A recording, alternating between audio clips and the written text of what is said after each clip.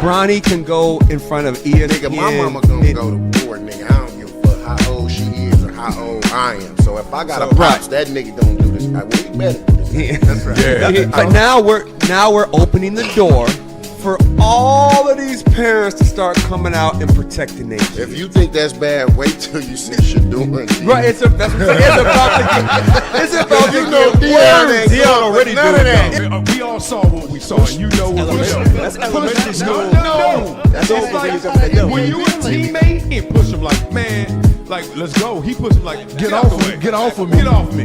No, don't touch me. Was it worth the $30,000? Now?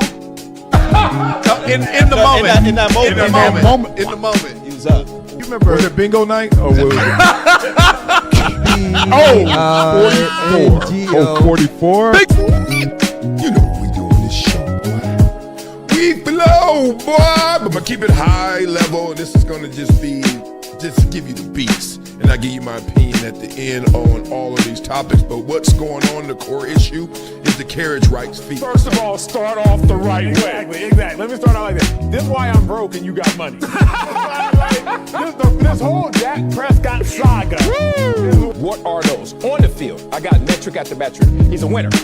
Okay, he's number one in all categories for the Dallas Cowboys first 5 seasons. Off the field, unquestionable character. Like, the only thing you got on Dak Prescott is, I am undefeated. Oh, come on. And me playing basketball, and I just want to light up. he's getting up. And show, yeah, we doing this for real. He's funny. Oh, I want to go rebound. Shoot. This one? Cut that up. I got a match. This boy, it's wet time. That's what I do. I still don't know why this is a pick, except exceptional play by the defender. Look at that. 2 dudes reaching, and then he comes between them and say, let me split this bunk bed. And I'm out of here. Shotgun snap, slips. Oh, that's ugly. Sack on your first play ever in the NFL. I know your nightmares came true. You're like, God dang. Oh, yeah, this ain't it. Look at this blitz right here. I mean, he only knows so much what he's reading off stats, off paper. I mean, everything's good on paper. But I would always love to hear from a player because they play the game. What about a journalist? Like, being real, NARPs are journalists. Like, you're from that pool, right? So imagine somebody just said, you didn't play the game. I don't want to hear it. She would have a living room full of people at about 10 p.m. probably every other Friday or Saturday. Come up here and I already know what they want, and I got to sing whatever song I got. Did you say song. Sing, not rap? You said sing, huh? Sing. Yeah, they ain't trying to hear no rap. They ain't trying to hear no rap. Yeah. You think you can do something with that? Hey man, Michael Jordan too light in the tail. Okay, you know what, big dog? Yes. I ain't light in the tail. If you want some of this, let's go one-on-one right now.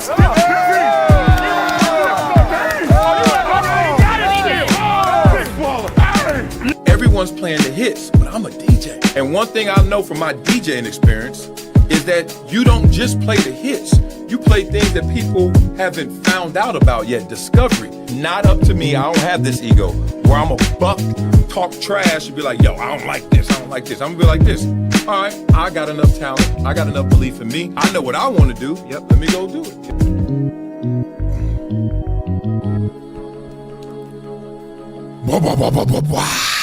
Saturday morning. Who's still in bed yawning? Like, damn it, but I'm on YouTube. Damn it, I'm on X. Damn it, I'm with my dog, that dude. Let's get into this. Golly. Y'all got to beat it up in the comments and let me know right now. Do y'all want me to start off hot, or do you want me to build to the heat? Like some shows, you watch soon as you come on, bam, dang. Man, I ain't even get out of bed yet. What's cracking like a Megan? And then some of them, you like that slow drip, and then you know it's coming. Pause. And then you get there, right? So I don't know how to approach this. This is a very delicate, interesting story right here. And this is something that I was thinking about doing. Then I was thinking I shouldn't do it. And then I started talking to people that I know, and they was like, man, you should do it. And I was like, man, I ain't a gossiper. Now, people think I am, maybe, because I talk about everybody and I talk about everything, but I think we all do, but it's okay at the barbershop. It's not gossip at the barbershop, but you talking about people you don't know. Man, LeBron, and I tell you, if Steph was ever, okay. And then you heard what Aisha said. Okay. So I don't get upset when people are hypocrites and calling things that they're not, or they're not well informed, or they didn't go to the proper school, etc. They didn't pay attention when they were in class.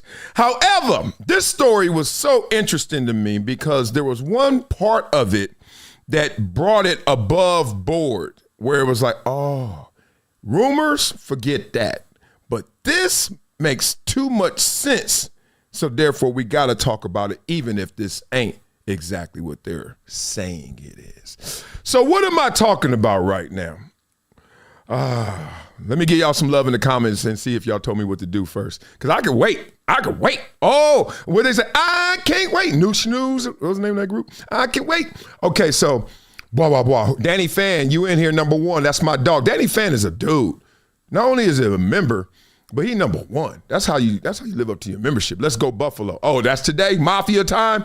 It's funny because I played in Buffalo, obviously. Where the jersey at? Over here? Yeah, right there. However,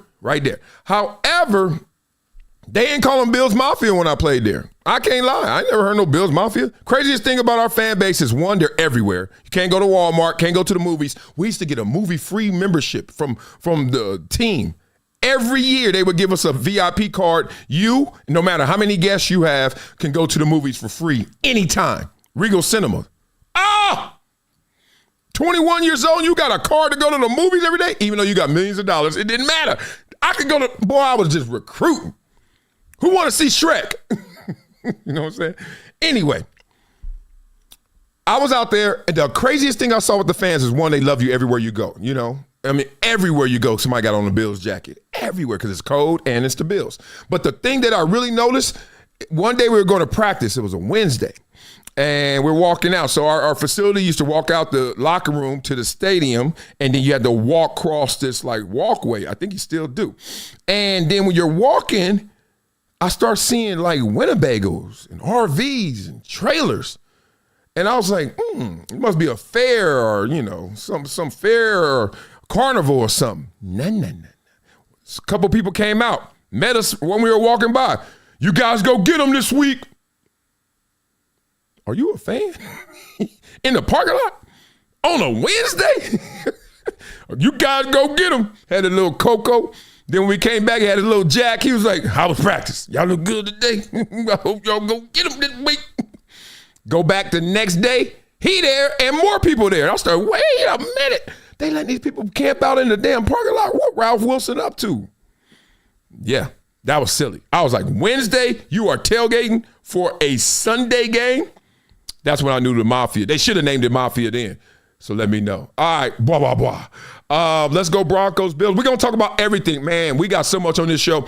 We got Mike Tomlin. We got on this show. Read the damn description. I ain't doing that like I'm a radio host. All right, anyway, start with the fire. Let's go, Anthony Smith. I hear you. You number 3. If you're number 1, we'll do it. And Dominique D'Angelo. I love that Buffalo Stadium. Such a college-like field, plus parking the people's yards. Yeah, that's real. Birch Fields and all that. The wing spot, all that.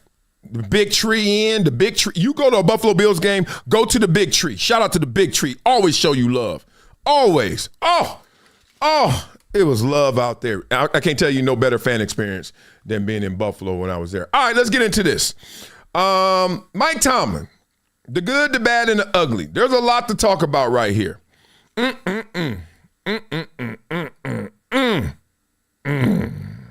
Is Coach T a Hall of Fame coach, in your opinion? No.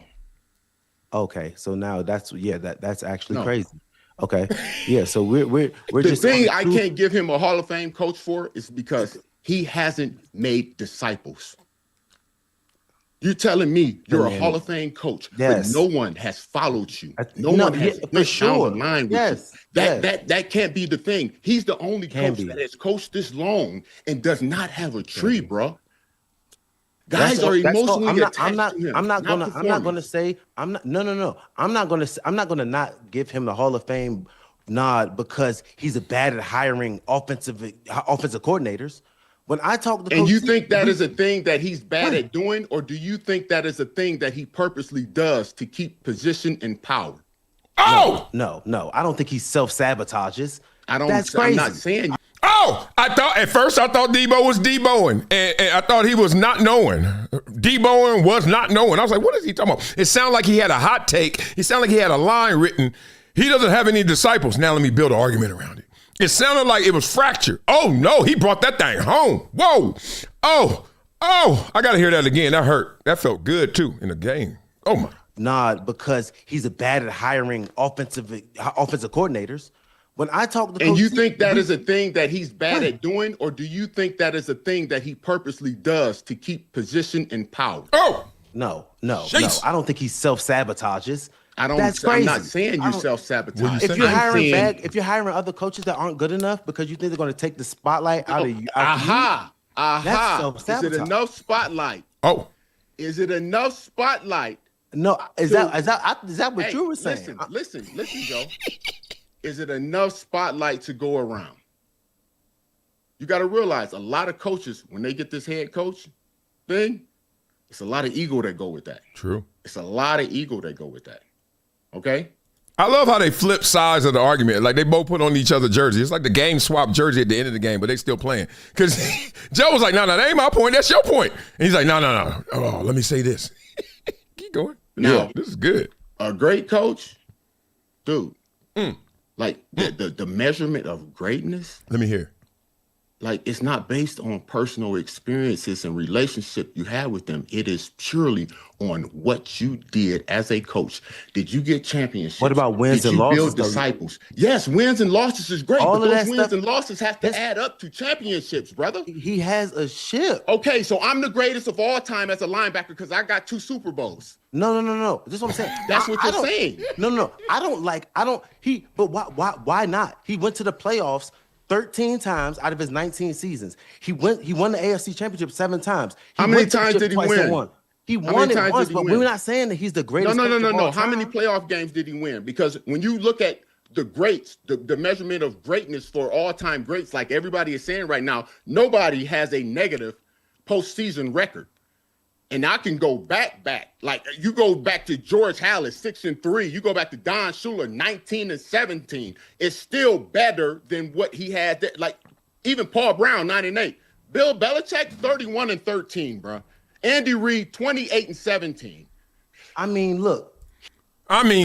He can't prepare. Be prepared.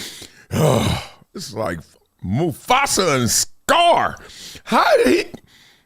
Tomlin doesn't have a winning record in the playoffs? I know. Well, I guess the last 5 kind of hurt. He won a ship. He hasn't had more losing seasons than winning seasons. You're not going to win it every year. One team's going to win 8-12, bro. He 8-12. That's what I thought it was. 8-12. One team's going to win it. So him being able to be into the dance, like why? Okay, so a Hall of Fame. Listen, Joe. So a Hall of Fame coach. Wow. Should be making history for maybe having the longest losing streak in playoff history since it began. You're tied with Marvin Lewis as the longest head coach to NFL history. You're tied as the longest losing streak, 7 games straight. That's a great coach. That's definitely not. It's not a good stat, but you got to put the good with the bad. You can't just take away all of the stuff we said before when he first got out there. You just said Hall of Fame was because of playoffs. Which one is it, Joe? He's a Hall of Fame coach. Wow. Blah. Okay, I think we have our favorite clip on this show in history. That was it. Golly, I've never walked into a clip before and did a complete 180. I literally would have put my life on the line. Mike Tomlin is a Hall of Famer. Are you shitting me? Are you kidding me? Matter of fact, I would think you so dumb for saying that, I wouldn't waste my breath on your ignorance because I wouldn't want it to be conflicted and confused with your dumbness. Not talking about you, Debo, obviously. I'm talking about what came out your mouth. But boy, what came out your mouth was so profound. Oh, my God. Oh, it was so good that it made me. All right, we got to get our academics on now. Let's do this. You know me. Sometimes it's warranted. Let's get to it. Where it at? Where chat? Let's get our brain. Come on, chat. hold on. Mike Tomlin, I got to get in front of the keyboard. A Hall of Fame. Let's go. Don't tell me present day, please. Understand what I'm trying to ask you. Okay? Let's go. Get out of here. Is Mike Tomlin a Hall of Famer? Short answer, yes! Mike Tomlin is a Hall of Famer. God dang it. Barring something extraordinary, Mike Tomlin be inducted into the Pro Football Hall of Fame. Now, there is something extraordinary that we're going to talk about coming up in the... Why Tomlin is a lock. Super Bowl champion, youngest head coach ever win a Super Bowl. Yeah, Debo. Did they have a good relationship? Did he bench Debo or something? I'm just, it counts. 17-plus seasons, losing record. Zero. More than 17 plus. I hate when chat don't update and I'm paying you $19.99 a month, something like that. Playoff regular in the modern parity era. That's a good point. Cultural leadership. I don't care. Sustained success with Pittsburgh Steelers. Only one ring. No recent Super Bowls. Never had a losing season. That's not a Hall of Fame standard. If you can ask, there's a story. Can you tell the NFL without mentioning him? Okay. Cliche ass. Okay. I thought he was. I still think he is. Okay. Matter of fact, let's do this. List of Hall of Fame coaches. Yeah. And win-loss record and postseason record in a list. And I can type faster than that if I get in front of my damn keyboard. Okay, let's go. Here's a clean, straight list of Pro Football Hall of Fame. Okay, Bill Belichick. Okay, duh. Don Shula. Duh. God damn. Oh, look, postseason. George Halas. Ding, ding. See, this is why you got to always do your homework. And then when you do your homework, you got to go work home. Because guess what? Debo didn't bring that up. George Halas got a losing-ass postseason record. But he got 6 chips. But that was before the Super Bowl and black people played with him. So, no brothers out there, that ain't ball. And it's before the Super Bowl. What were y'all playing? What was that? Dust Bowl. Nope, can't give it to you. Okay. Chuck Noll and all that. Tom Landry. Okay, we good. Tom Landry, getting a little close. We close. We got 1, you got 2. 2016, we ain't far. Okay, here we go. Dungy in there. Oh, thank you. Oh, hold on. Is it DEI? Are they DEI in the damn coaching Hall of Fame? Because that's a losing postseason. And that's only 1 bowl. Everybody else has had a lot more winning seasons in the postseason and multiple Super Bowls. I ain't going to lie. All these white coaches, oh, God. Did I just discover some fraud in the Hall of Fame? Did I just go DEI? Call Trump. Insurrection Act this shit. We got to insurrect this. The fuck? White, winning, multiples, white. Okay, George Halas, thank God. Oh, because I was about to say, I am not accepting it if I'm Mike Tomlin, no DEI-ass Hall of Fame candidacy. Okay, good. Joe Gibbs, good. Let's go back to it. We're going to go. Damn, we're going to have a show today. Tony Dungy, all right. Mike Shannon. God dang it. The white ones always got a winning postseason and multiple bowls. Oh, there we go, another white one, yes. Well, he got the postseason, but he only got 1. Yes. Okay. Whew. Don't make me feel bad. I don't like to be racial, but god dang. You know what I'm saying? Have some general sense of pride on me. Mike Tomlin get up in there. They just gave him a little pass. Oh, no. He earned it now. Okay. So now, what we got to talk about? Okay. So now, I don't even really want to show what the person wrote. But what the person wrote got this conversation going. There are rumors going on, and I've heard this for months, about Mike Tomlin off the field. Let's just say that, because I got healthy respect for people, and especially Mike Tomlin. I'm not going to put that on that man. That is a husband, a father, etc. There are rumors off the field about Mike Tomlin. Coincidentally, to these rumors that have been brewing, and let's just say the Fahrenheit is going up. I mean, real people, I know people, right? I know people that know people. And even those people were like, hey, dog. I was like, what, for real? And they're like, Basically, all that means is we hearing it for real. Doesn't mean it is real. Please, can we have nuance on this show? Can we be adults on this show? Okay? This ain't kiddie time. If it were kiddie time, I'll just show you all the stuff that I'm hearing and seeing everywhere. And half of it's true, half of it ain't. I ain't doing that. We ain't that lazy. I can wait to get to the party because the party don't start till I walk in, and it probably won't end. So the point is, these rumors are rumors. But because they're so pervasive, especially if you live out there, because one of my sources lives out there. He like, dog, everybody talk about that.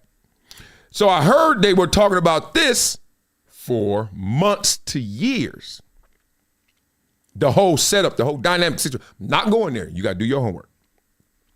Reason I'm bringing this up is because of those rumors, and coincidentally, Mike Tomlin did what? Beat it up in the comments. Y'all should know what Mike Tomlin did. Oh, did you say Mike Tomlin got fired? He didn't. Oh, did you say coaches' contracts are guaranteed? They are. So anybody smart knows if you are a head coach in the NFL, you get fired. Whether you do something right, do something wrong, sometimes you get fired, you did the right thing. Right? You could be a good coach and they be like, we don't care, we got great somewhere. Now, if you mess up, you know you out of here.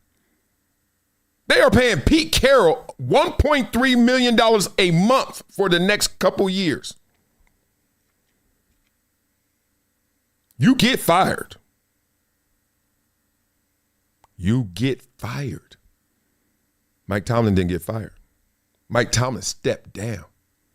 So the conversation that brings it above board, that actually makes it a respectable conversation more than rumor, is why did Mike Tomlin leave all that money on the table? $16 million a year.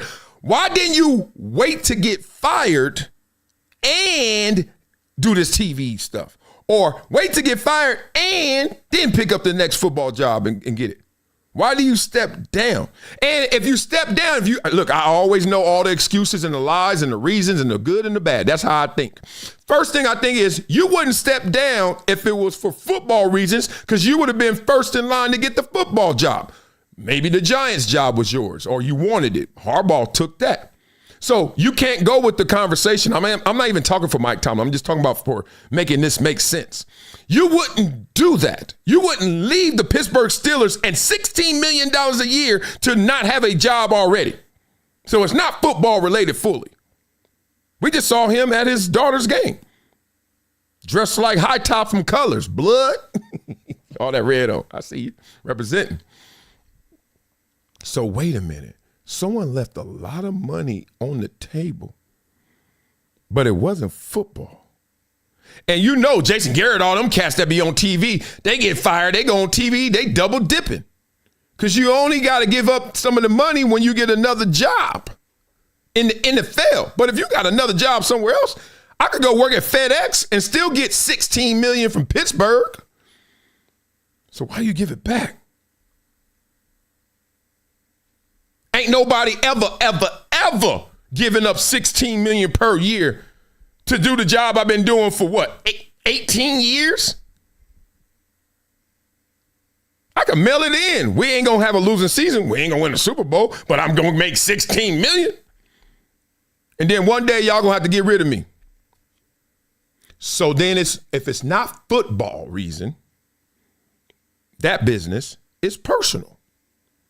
So what can justify this in a personal way? You could go get a TV gig. Tomlin wanted a TV gig. Tomlin wants a TV gig. But then somebody taps you, hey, big dog, guess what?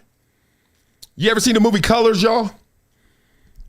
When the police was sitting there or something, and he was looking, he said, oh, it was Pac-Man. He was like, hey. Talking to his OG vet partner. He said, hey, let's run down there and get one of them gangsters. Something like that, right? And then his partner, OG, triple OG, said, nah, we ain't gonna run down there and get one. We gonna walk down and get them all. Woo! Still give me chills. I was like 14 or something. I was like, damn, that's a dope line. Walk down and get them all. So you trying to tell me Mike Tomlin gonna leave $16 million there? He gonna run down and get one more gig? He gonna run down and get one TV job instead of walk down? Pittsburgh, do what you do so I can get this, keep this guaranteed money. So I can be Pete Carroll. Mike Tomlin will make $1.5 million a month. Just if the meeting went like this. Hey, Mike, we're sorry. We can't do it anymore. Okay. Versus Mike walking in there saying, hey, guys, it's been good. It's been great. But, it's time to move on. That's how you talk to real quick. Phrases. Get them out. You have the conversation. All they had to go was them first instead of you first. And you could have got $16 million. So it's personal. But how personal? TV job personal? Doesn't sound like it. This rumor mill personal? That's when it gets life. So basically all I can say respectfully is just wait. It's okay to wait. I hate when people got to be first. You ain't got to be first. Not to no story. It's okay to go to the club first, watch everybody build and everybody come in and see who's nervous, who goes straight to the bar, who goes straight to the bathroom, where you from? It's okay to be first to the club. It ain't first to a story that you don't know is true. Grow the funk up. But do your homework. And let's make sure we earmark, make sure right now, today's date, what is it? January 17th. We're going to see if we have to return to this moment and to this conversation. But because I am I'm a father, I'm a husband, I'm going to show some love. Just like his wife shows some love. That's right. This is who he is right now. Everybody trying to put that stuff out there. Sure. We got Legacy Forged by Mike Tomlin. His wife, she took to socials to get some love. Beautiful family. Some little ass kids. How old is Mike Tomlin? 45 now? Boy, he has aged. I mean, because he was like 9 when he got the head coaching job. But not in a bad way age. I'm just like, damn, he only look like he used to. He used to look like Omar Epps for real. And wearing Sean John on the damn sidelines. Now, he's just a, man, beautiful family. Okay? God, scared money don't make money. Respect.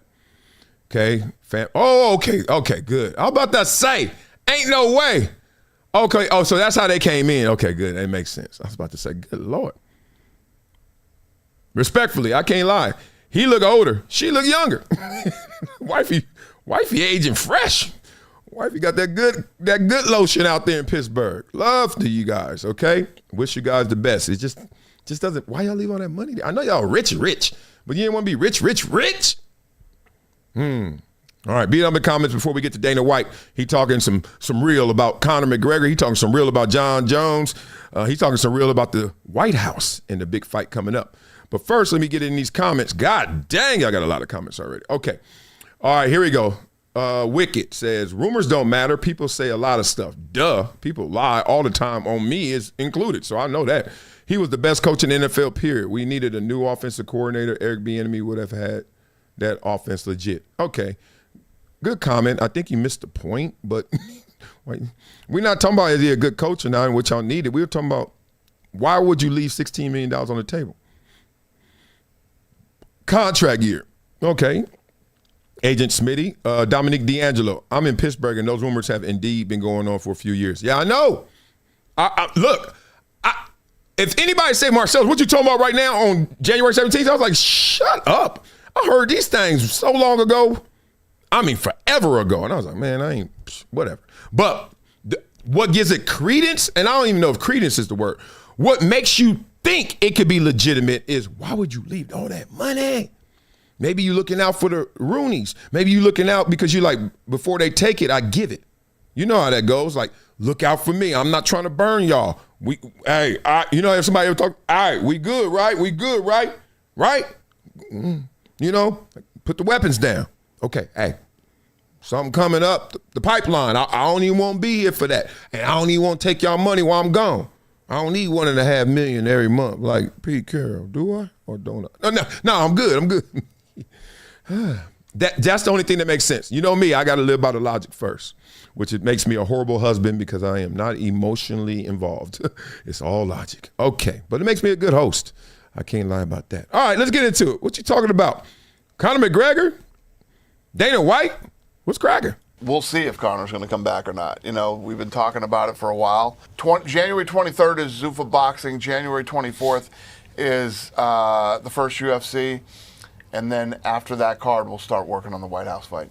I know there's like all the talk of Michael Chandler and Conor. Do you see like that as like a realistic thing? No, happening? I mean, that was a couple years ago. Yeah, so that's not nothing you'd entertain for the White House. No.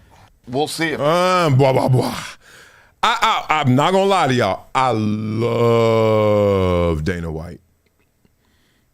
In his role, to be that real, that thorough, no BS, I ain't playing no games. Nah, that fool too old. Nah, that fight dated. I love how he just made his whole organization. He's going to do the same for Zuffa, I assume, because past behavior is the greatest indicator of future behavior. Oh, you number one? Oh, you number two? Guess what? Y'all going to fight. Shut it. I don't want to hear it. I don't want to hear about your ankle. I don't care about your eye. You want to stay number two? You fighting his ass. That's it. If not, get out of here. You ain't. Ooh, that's so good. Boxing would be 20 times more popular right now if they'd done that, if they had that mindset. But no, they didn't. They got into some BS. And because they got into some BS, they caught themselves. But now, Zuffa and Dana White is here to say the date.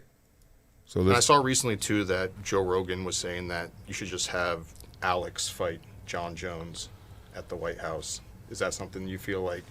At 205? I mean, yeah, I guess. Or you don't know. Yeah, I mean, that would be a fight. But can I count on Jon Jones? Yeah. Ooh. Can't have Jon Jones doing something bad or pulling out of the fucking White House fight. Dog. Blah, blah, blah. Dana White, keep it one. Wow. Like, dog, I need you, but I don't. I want you, but I don't. It's like, you can come or go. Basically how he talking. And look how he walking. Is there someone who can take up the mantle for the greatest sport in human history? There's only one way to find out.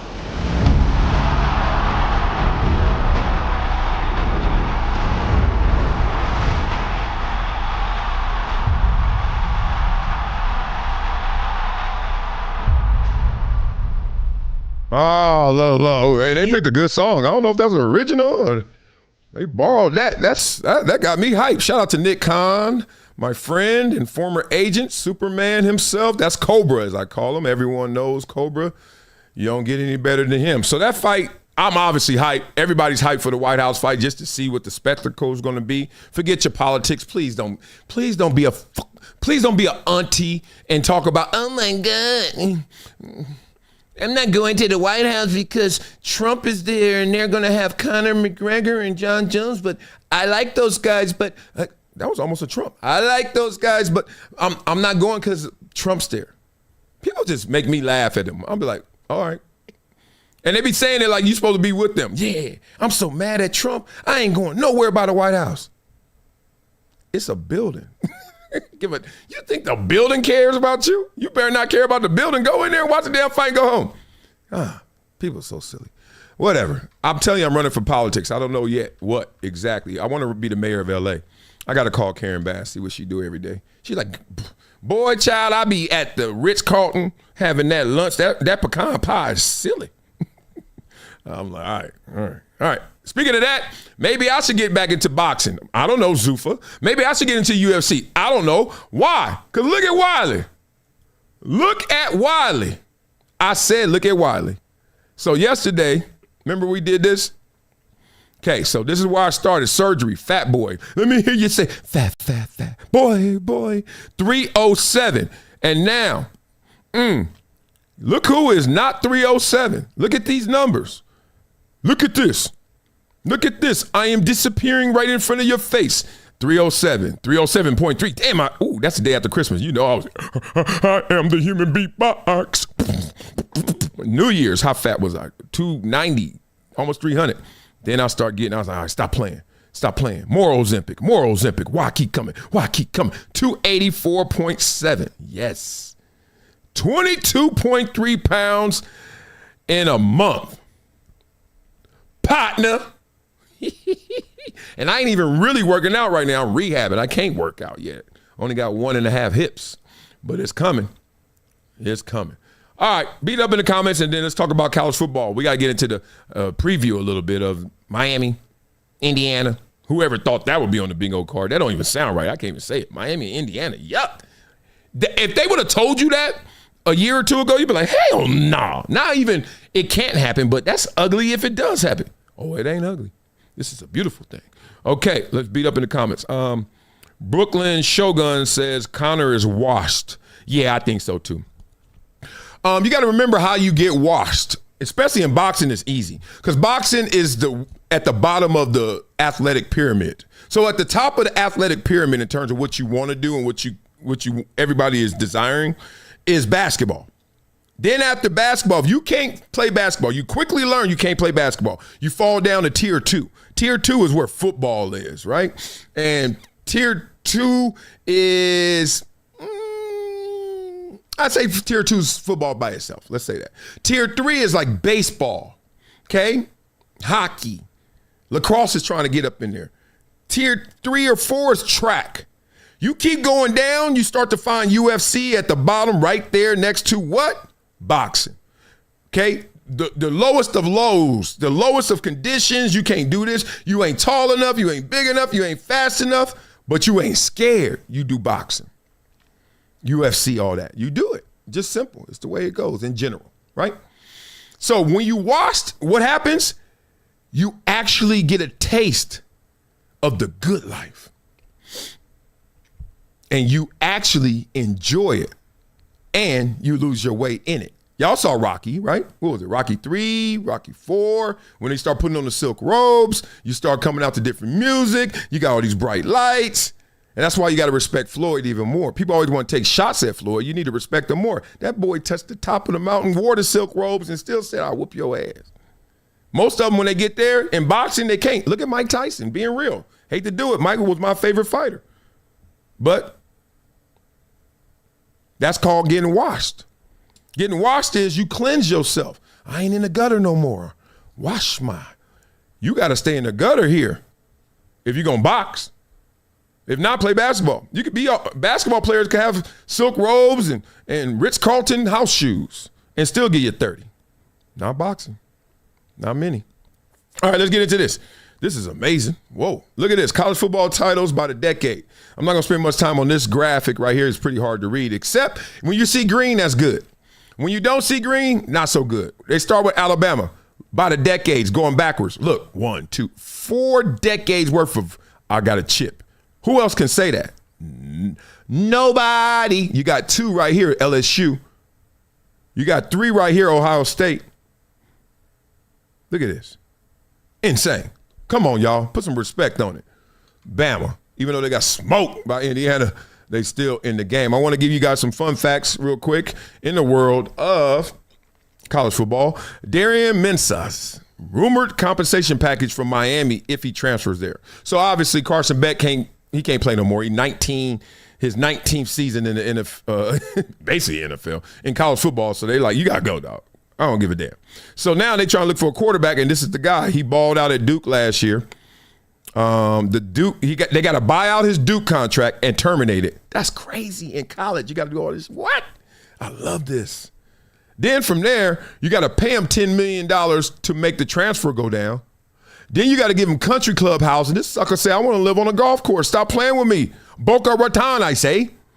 Adidas deal and a campaign. Don't just put me in no damn shoes and say tie him up and move. Nah. I want to see my name somewhere or some signage, some real NIL. And my sister, you know my sister, she gets a full ride too.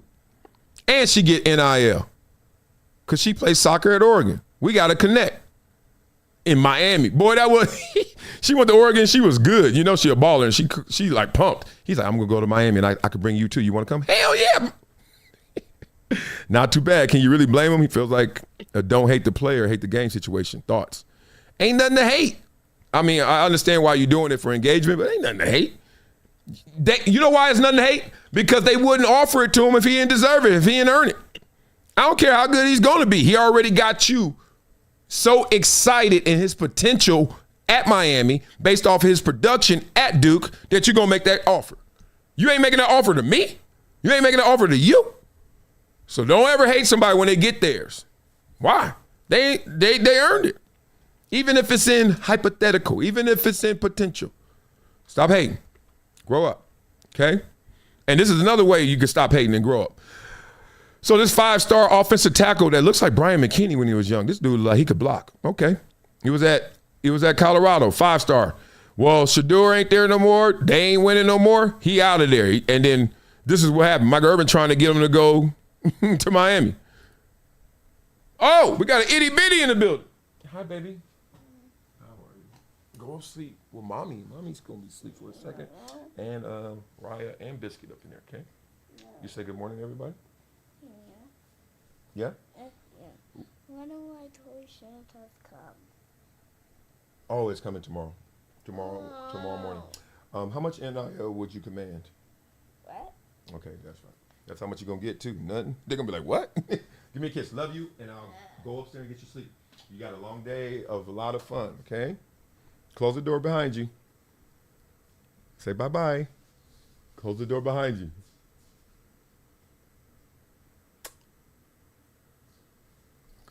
Why is this a game to kids? This is not funny. The close the door game has never been good. Okay. Bye, baby. All right, let's get into this. This gangster. Beat up in the comments, too. We got to talk about Cam Newton. He got snubbed. What? All right, so Cam Newton snubbed from College Football Hall of Fame. Wow. 2026. 5, 4. The door gonna close. 3, 2. Told you. That's one thing. I'm undefeated with the countdown because they know if I get to 1, you ain't the one to want to see me get to 1. Cam Newton got snubbed. What? Check this out. And National Football Foundation announced its class of 2026 on January 14th, including 18 players, and we're going to go through a little list, I think. Mark Ingram and Ndamukong Suh, Aaron Donald. Can't hate on that. At the same time, I thought that Cam Newton, like, literally had the best college football season maybe ever. Tim Tebow was like, hold my beer. Cam Newton was not selected to the Hall of Fame in his first year on the ballot. In his 2010 season was a Heisman Trophy winner and national champion, SEC champion, 52 total. God dang. 52 total touchdowns, 28 passing yards, 2,800, 1,400 rushing yards, Maxwell Award, Walter Camp Award, Manning. God dog it. Award, Davey O'Brien Award, consensus, first team All-American, SEC Offensive Player of the Year, and he's not first ballot. This sounds like some TO stuff. Let's just be real. Let's get through it. We ain't gonna spend too much time on it. It's because of the computer thing. They go, we can't give it to him first ballot. Remember he left Florida. What Pat McAfee was talking about is the people that hate that old auntie grandma that went to the Jacksonville Jaguars press conference, Lynn Jones. People who hate on Lynn Jones saying, he with the Florida and the computer. He can't be first ballot. Golly. Them dudes that old people that wipe their mouth like that. I can't stand some old curmudgeons. Oh, they hating on them. So let's see who got in there. All right. Jerry Azuma. I remember that name. Kajana Carter. Beast, of course. And he had to wait. There was nothing more hot on the streets than them 32 Kajana Carter jerseys. Beat it up in the comments if you wore one. I wore one every single day, the same one. Oh, 32, it was sick. Bruce Colley, heard of him. George Cumbie. I haven't heard of George Cumbie. Aaron Donald, yes. R.A. Harrison, yes. Garrison Hurst, beast. Chris Hudson, no. Mark Ingram, yes. Olin Croats, Olin Croats, I think. Olin Croats is some of that lineman. Oh, he was sick. I think I came out the same year as him. James Laurinaitis, wow. He was a beast, but damn, over Cam. Jordan Lynch, Herman Moore. Oh, Herman Moore. Come on, stop playing. Herman Moore was insane. T. New, I played with him. Terrence Newman, yep. I don't know you, Bob Novogratz. No disrespect, that means. And Ndamukong Suh, of course. Peter Warwick, yes! Peter Warwick was it. Eric Weddle. Okay. No Cam Newton? You ain't got no Cam Newton in your Serato? Oh my God. I don't know what world we live in. That is dumb. I don't call people dumb. I don't believe in that. I don't believe you're absolutely anything, so that includes dumb. But I do think that was a dumb thing you did, whoever didn't vote for Cam Newton. That was just dumb. Because you know what it makes me think? I know you get more attention, it feels like, if you slight somebody. Let me tell you, it just makes me feel a little better. I'm never going to be in your Hall of Fame. And it makes me think a little less of them who are in it because I'm like, what's the criteria if Cam Newton can't get in it? You make it look better when you bring somebody in there who's qualified, deserving, and that is better. You just cut off your own nose. Now, if you want me in there, I'll change everything I just said. I'll take it all back. But till then, hell no. Beat up in the comments before we go to Indiana. Let's go on the bus with Indiana and Kurt Signetti. Let's hear what they got to talk about. Shout out to your fam, Marcellus. Thank you, Brooklyn Shogun. Randy Ballin, he was better in college than anyone on that list, even Donald. Oh, yeah. I mean, I ain't going to disrespect no Hall of Famers like that, but clearly if you had to say blind tests, who's number one? I was like, all the stats, I'm like, him? Who was that? Cam Newton. All right. It's not that hard. It's not that difficult. All right, let's go on the bus, y'all. Let's go. Where we going? We are going back to Indiana. No, we're not. We're actually going to Miami. Welcome to Miami. Miami. Get out that bus, boy, with them golds. Get out that bus, Fernando. You at the crib, boy. Are those headphones good? Because I see those more than Beats now. What, Beats were too loud? See, what I say? Is Beats too loud now? Because Beats be banging. But now they campaign lost. I don't know. Who that? Is that the D coordinator, O coordinator? Or who? Is that the GM? I don't know. This is. Let me tell you one thing about this moment. Yes. This is a very important moment. Everyone knows the camera's there. This is an athlete's ego. It hurts when the camera doesn't pan with you. You saw what it did for Mendoza? Went around that whole damn bus, didn't it? Following him. This is one of the things of motivation and fuel for athletes that we don't even talk about. That when the cameras are there, are they on you or are they just there? See? Look at all these guys, they just walking. They don't care. They don't care. They don't care. You got to get your game up. You got to get your game up. You got to get your game up. You got to get your game up. Real spit. Real spit. This show different. We talking about the real stuff, okay? Blah, blah, blah. And speaking of spitting on the real stuff, come on, Kurt. It's great to land, and it's a lot warmer here than it was in Bloomington, so we've had a full week of prep, and we'll go through it the second time through on a couple of situations tomorrow on Friday, and then be ready to play Saturday night, which is, I guess, we're on football calendar here. Questions? Please raise your hand. We have microphones there. Hey, Coach, to your left. AP instead of AP, as you see. Coach. I just want to say, first and foremost, do better, Miami. Do better. You got this dude on a tarmac or what the? Just do better. I mean, what kind of Radio Shack podcast setup is this? At least you got the little emblem on here, but this ain't it. Grab a room in the hangar and just zoom everybody in. I don't know. You ain't got space? This ain't it. Wait till you go to the hotel, Sean. What's the mood of your team, and what would you like to tell the folks from Indiana as they approach the college football playoff national championship game on Monday evening? Well, I can't say what the mood of the team is. I think we've had a good week of preparation, but there's still over 48 hours to go there. So, we've got, we want to sharpen the edge and go in there so that, we play our very best. And,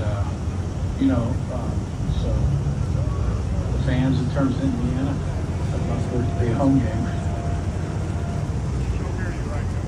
Kurt, over here. This week, what's kind of occupied your thoughts? I mean, outside of the game plan, I mean, I know you kind of put a lot of fun in taking the temperature of the team, things like that. What's kind of occupied your thought as game day's gotten closer and you've gotten closer to coming out here? What's occupied my thoughts is preparation. I mean, just like you prepare for any other game. Now, we got kind of 2 more extra days to do that. And there were some portal things going on Sunday and then yesterday, and decisions to be made and things like that, which is college football nowadays. So not much sleep. Got caught up last night. Playing like it. Some sleep here the next 2 days. Coach, your team has been able to handle the hoopla, this kind of stuff, pretty well for the last 2 bowl games. This should be no different, right? Correct. Ha! Any more questions for Coach? Thanks, guys. I love when he keeps it simple because he knows that he always does this. Every press conference, every time they grab him, he's going to do something where he knows I'm playing offense. Usually when you do an interview, you're on the defense. Like, what are they asking? What do they want to know? I can't say all of that. I can't show them all that, right? You got to keep your cards close to the vest, etc. But watch every time Kurt Signetti does an interview. I can show it to you right now. Let's see it. Let's see it. Right here. Next 2 days. Watch this. Coach, your team has been able to handle the hoopla. Watch his body. Stuff pretty well for the last 2 bowl games. This should be no different, right? Correct. Right now. Watch this. See that? Watch his hand. And that little move. He does it every time. He like, I want you to just right now, just silence, use it to think. Next time, draw up a better game plan and better question. And y'all mad at Lynn Jones for asking or making a statement and supporting Coach Cohen. And y'all asking, well, you played in these big games before. Is this any different? You got to get there different. You got to get there different so you get a better response. And never ask a closed-in question like that because he's going to give you a simple yes or no answer. You know that. Go back to school. Go back to Syracuse. Where the hell you went? All right. Now, who are they playing? Well, they're playing the Miami Hurricanes of 2025, 2026. And they better be thankful because if they had to play this team, it would be a problem. I just want to show you this. You can argue that this team is the greatest college football team of all time. But you'd be wrong. Really? Oh, okay. All I see is 41 players in the NFL from that. A team pick. First of all, look at that team pick. It looked like they go. 38 drafted, 17 first rounders. 17. From one picture, we grabbed 17 of y'all in the first. Not in the same year, but we grabbed y'all. 2 Hall of Famers. That's the legacy, the story. That's the brand that's going to be there Monday night. We're going to watch it, okay? All right. Now let's get into this.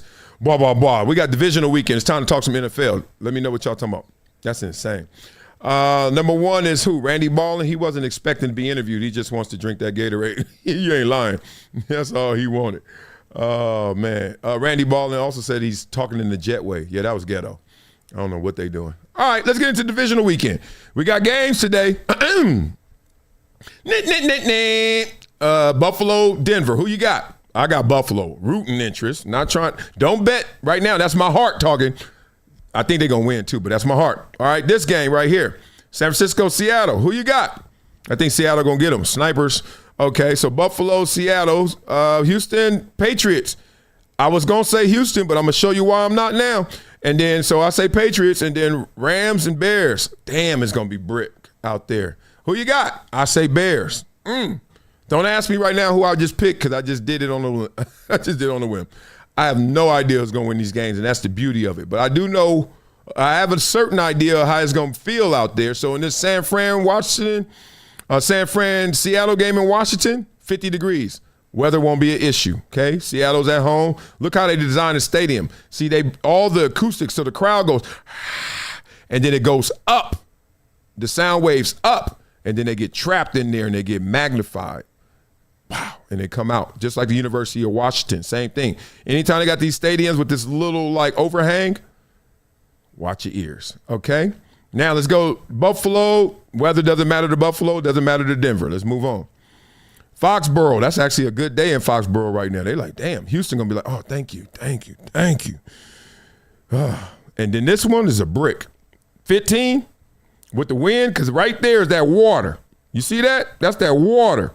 I played in Soldier Field, obviously. Good Lord. Talking about brick, it's cold outside, as they say. It is cold outside, Cole. Coming out looking like the Michelin man, putting all that damn gear on. So they want to redraft. We're going to go through this real quick. Redraft, reseed, I should say. The NFL playoffs. Tell me if you agree. Beat it up in the comments. San Francisco, they would say they're the 8th best team right now. I'm not going to read any of this because we got a lot more juicy topics to talk about. Number 7, New England Patriots. Okay. Number 6, the Chicago Bears. That's pretty high for them. I mean, the second half comebacks, I get it, but wow, okay. Buffalo, 5. Okay, a little low for me, but go ahead. Houston, 4. Denver, 3. So who's number 2? Is it Seattle or is it the Rams? Who do you think? It's the Rams, number 2. And number 1, they think Seattle going to win it all. Y'all agree with that? Beat it up in the comments. Let me know what you think. Interesting. Now, the reason I said earlier real quick is that I don't think that the Texans are going to win now, and I thought they were, is because of this. Simple. And this is fascinating to me. Nico Collins is not playing. Got a concussion last week. Still out. I don't know what happened to our brains. I don't know what happened to the game. I don't know what happened. I think it's the politics of how the CTE kicked in. When I played, never one time did anyone ever mention CTE. And I don't think that's a good thing. All I'm saying is, with all of this attention on head injuries and CTE and concussions, when I played, no one ever got knocked out of a game, really. Like, it was so rare. Now, every single game, there's like 2 guys that go to the blue tent with a concussion.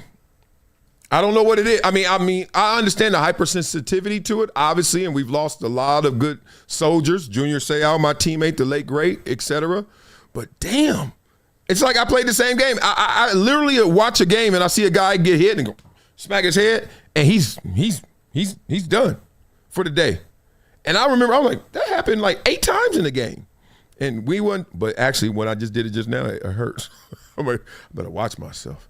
Watch myself. Interesting. Okay, I want to show you something fascinating, just to keep you in the NFL spirit before we go on. Watch how Ed Reed breaks this down. This is fascinating. Look at this. Watch this defender right here. This is the cheese. If you bite that cheese, he's going to get the play behind you like he did. The rat get caught by biting the cheese. You can see that the defense was in the cover 2, and they had a pretty solid pocket. There's no pass rush as we look at this play. If you're in the D-line room and you're drawing a smiley face like that, it's not good. You got to disrupt this line of scrimmage. Now that we looked at the images, let's go to the videos. What allows him to throw the ball vertical down the field here, and in the middle of the field is a breakdown in the defense and coverage. The defense need to know the situation. The down and distance is 3rd and 15. That's the first down marker. There's no reason for him to jump this cheese. This window right here is closed until Stafford sees it now, because what did you do? You bit the cheese. So the blueprint is to do your job and be where you're supposed to be. Yeah. Oh, let me give some love. That's the homie. Shout out to the blueprint with Ed Reed. Hey, you want to learn some ball? You want to learn some game? Watch that thing right there. Beat up in the comments. Ed Reed, you got to watch it. Who you got in the games today? Who you got in the games tomorrow? I don't know if we're going to do a show tomorrow. Probably. I'm going to say yes, and then if not, we ain't. But, yeah, I think we are. It's special weekends. It's time to get it in. All right. We about to talk about Philadelphia. And you thought we had to go there on Mike Tomlin. We got to go there on Jalen Hurts. At least everybody else is. So I got to keep it 100, right? Oh, all right. Here we go. After this season's flop, the Philadelphia Eagles' wounded offense needs much more than a Band-Aid. This failure was a group effort, beginning with Coach Nick Sirianni and extending to quarterback Jalen Hurts. Mike Silver, who I know, shout out to the homie, writes. He used to really cover me when I was in San Diego. Basically, if you really, really balling, Mike Silver is going to be covering you. And that's when I was really, really balling. For all the quarterback has accomplished, including 2 standout performances on the sport's biggest stage, he has been the source of much internal frustration, including from teammates other than Brown. Oh, my. Now, I will say this. I don't know Mike Silver's whole record and tenure, but every time I've read an article from him, every time, and this has been 20, 30 years now, he ain't lying. Just letting y'all know, he ain't lying. Cats be telling Mike. Mike be finding out. So, you know me, I like to keep the balance. I want to give some love. Give some love to Jalen Hurts, because we about to go there on Jalen Hurts. Eagles quarterback Jalen Hurts was ranked 12th out of a top 40 list of best leaders in sports. That same website, The Athletic. See? Balance. He was ranked higher than any other player in the NFL. Josh Allen and Patrick Mahomes also were featured. I find this a little fascinating because the number 1 leader in sports is Steve Kerr. Really? Okay. Don Staley 2. I can see that. All right. Steph Curry 3. Definitely see that. Gino Auriemma. Yep. See that. Andy Reid. Yep. Okay. Sam Presti. Okay. I get it. No football players other than him? Or Patrick Mahomes, he said. Patrick Mahomes and Josh Allen. But Jalen Hurts was ranked higher? Huh. Really? Or he was ranked 12th. Let's see. 12th out of top 40. Patrick Mahomes is higher. No? Oh, there you go. Okay, 12. Patrick Mahomes, 15. Okay, all right. Now, that was me doing the Stephen A, which is being nice before I go in. Okay, so there's a frustrated guy on the Eagles who will say it. Everybody's probably frustrated, but not everybody's going to say it. A.J. Brown will. It's not just solely about my situation. I mean, guys, like, obviously I want to win too, you know, and I think if we're really focusing on winning and doing our job, like, we can't just keep slapping the Band-Aid over defense doing their job and getting us out of trouble. Like, at what point are we going to pick up our slack as an offense that we're so great, you know? And that's what I'm getting at. It's not about we're not winning or I don't care about winning. All I care about is stat. No, it's been week after week sometimes. We're not contributing. We're not doing our job on offense. So you can't just keep slapping the Band-Aid over that and you expect to win late in the year. You think you're going to go to it at the end of the year. It's not going to happen. I'm sorry. It's not going to happen. It's not going to happen. You know, and last year, what it was, thank you for the ring, but it's a new season. They adapted. We have to adapt, and we have to continue to, like, get better and try to find new ways. So that's where the frustration comes in, because it's not about winning, you guys. Like, I want to win, yes. I want to help contribute as well, do our thing on offense as well. I think that's fair. Sorry. Go ahead. Do you feel like you're misunderstood in that? In that people. I don't care if I'm misunderstood. Like, I stand up in front of it and fall on that sword over and over again. Like, it's about doing what we're supposed to be doing on offense. And if we are really in this business for trying to get better, we got to do what we got to do, and not just say, "Oh, it's about wins." So like, as long as we got the win, it's cool. No, that ain't what. No, we cannot do that. Not in this league. We got to continue to get better. We got to do what we have to do on offense to help the defense, to help the special teams. Blah, blah, blah. He didn't say that yesterday, y'all. That was during the season, I think November. He's like, dog, what we doing out here? And I told you guys, everyone looks at the scoreboard differently, right? I learned that there were two scoreboards. There's the one that you see with points, and there's the one you see in energy, like momentum or, you know, how the thing is turning. And he's talking about the process, not the results. And a lot of times people get locked into the results. And I'm trying to talk that out of my son and talk that out of all the kids I coach. I was like, stop scoreboard watching. Even if we win this game, so what? We got more games to play. And even if we win all our games right now, so much, you got more ball to play. Y'all got to stop always assessing. Last night I was in the gym with my son, and he was doing a new stretch. And he couldn't do it. He couldn't balance. And he started to, like, wear it. And then he started, like, you know, little kids will cry quick. He started to well up. And I said, hey. I said, big dog, we in here together. I'm on your team. I said, you got to be able to handle this mentally a little stronger than this. You know why? Because when you have to actually perform, the person that you're going against is not on your team. And he's going to bring you adversity. And you're going to have to deal with it and still perform. So right now, if we just sitting in here with the AC on and the TV on and the radio playing and your daddy's here and you getting frustrated because you can't balance, what you going to do when somebody trying to knock you off balance? Hello, son. Let's just start being mindful of it ain't just how big my muscles are, or I'm taller than him, or I'm faster than him. Nah, am I stronger than him? You got to lock in. AJ talking about lock in. Y'all talking about we won. We didn't do nothing. Everybody got their cups, but they ain't chipped in. So, we ain't done. Eagles head coach Nick Sirianni was overheard screaming at Howie Roseman, it's either me or him when referring to Jalen Hurts. Things are falling apart fast in Philly. I'm not praying for your downfall. It's just something we all witness, something we all seeing. It is what it is. So beat it up in the comments how we going to fix what's going on in Philly. Man, Jalen Hurts, I mean, you talking about getting treated bad for doing all good, pretty much. But to A.J. Brown's point, if you really want to extract what he's saying, he's like, we are better than we are performing. We are better than this, and we're not doing this. And it's time to stop acting like it's going to change, stop acting like it's just one person's fault, and we got to fully address it and address the real illness. Address the illness, not the symptoms. And I think they are like, I don't know. If it just feel like they're going to say Jalen, they're going to put it on Jalen Hurts, whether it's him or not. They're going to try another 6 offensive coordinator. They have to because they need a new OC. A lot of them go and leave to be head coaches like Kellen Moore, so I get it. But at the same time, come on. Howie, come on, y'all. Hire somebody that's going to stay for a day or two. You know what I mean? And that's going to do the right thing while he's there. Okay? That's all I'm asking for. So beat it up in the comments. Let me know what you guys think before we get into Michael Jordan being Michael Jordan. Michael Jordan don't give a damn about y'all like that, but he loves you. It's crazy. Randy Ballin, hard to believe this is the defending Super Bowl champion. Yes. I mean, just a year, not even a year ago. A little over a year ago, right? A year ago. Confetti falling. Now, the sky is falling. It's crazy. AJ and his regime, and this regime about to get a divorce. Yeah, I can see it. I can see it, Randy Ball. I can see it. Well, Michael Jordan, he ain't going to ever divorce his people. And we ain't going to ever divorce him. Always going to be in love with him. But, boy, let's just say that Lou Will called this out. NBC Sports announcing that Michael Jordan, will serve as a special contributor to their upcoming NBA on NBC broadcasts. Are you buying that he's going to have some legit opinions and run with those? Absolutely not. Not buying. No. Not buying it.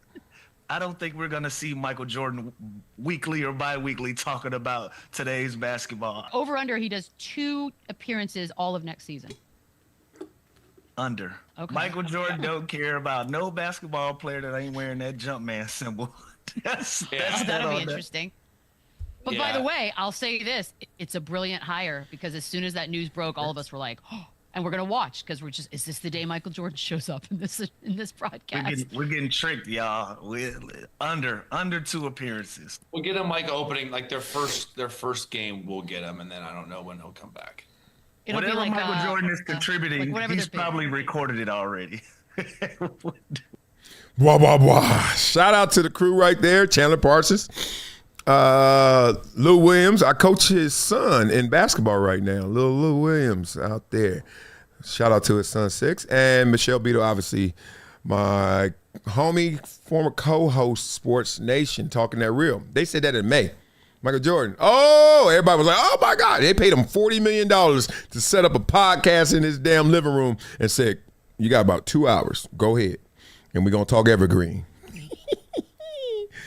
Hey, it feels good to be you. It feels good. All right. Beat it up in the comments before we get into people are now. It's getting louder. Rich Paul, that podcast. I don't know about that, dog. Maybe you shouldn't do it. I don't know if they're going to be having chants and protests like it's an ICE agent, but they're going to get there. They're getting louder. They're getting there. So y'all talking about Jordan. I knew you would, Flake.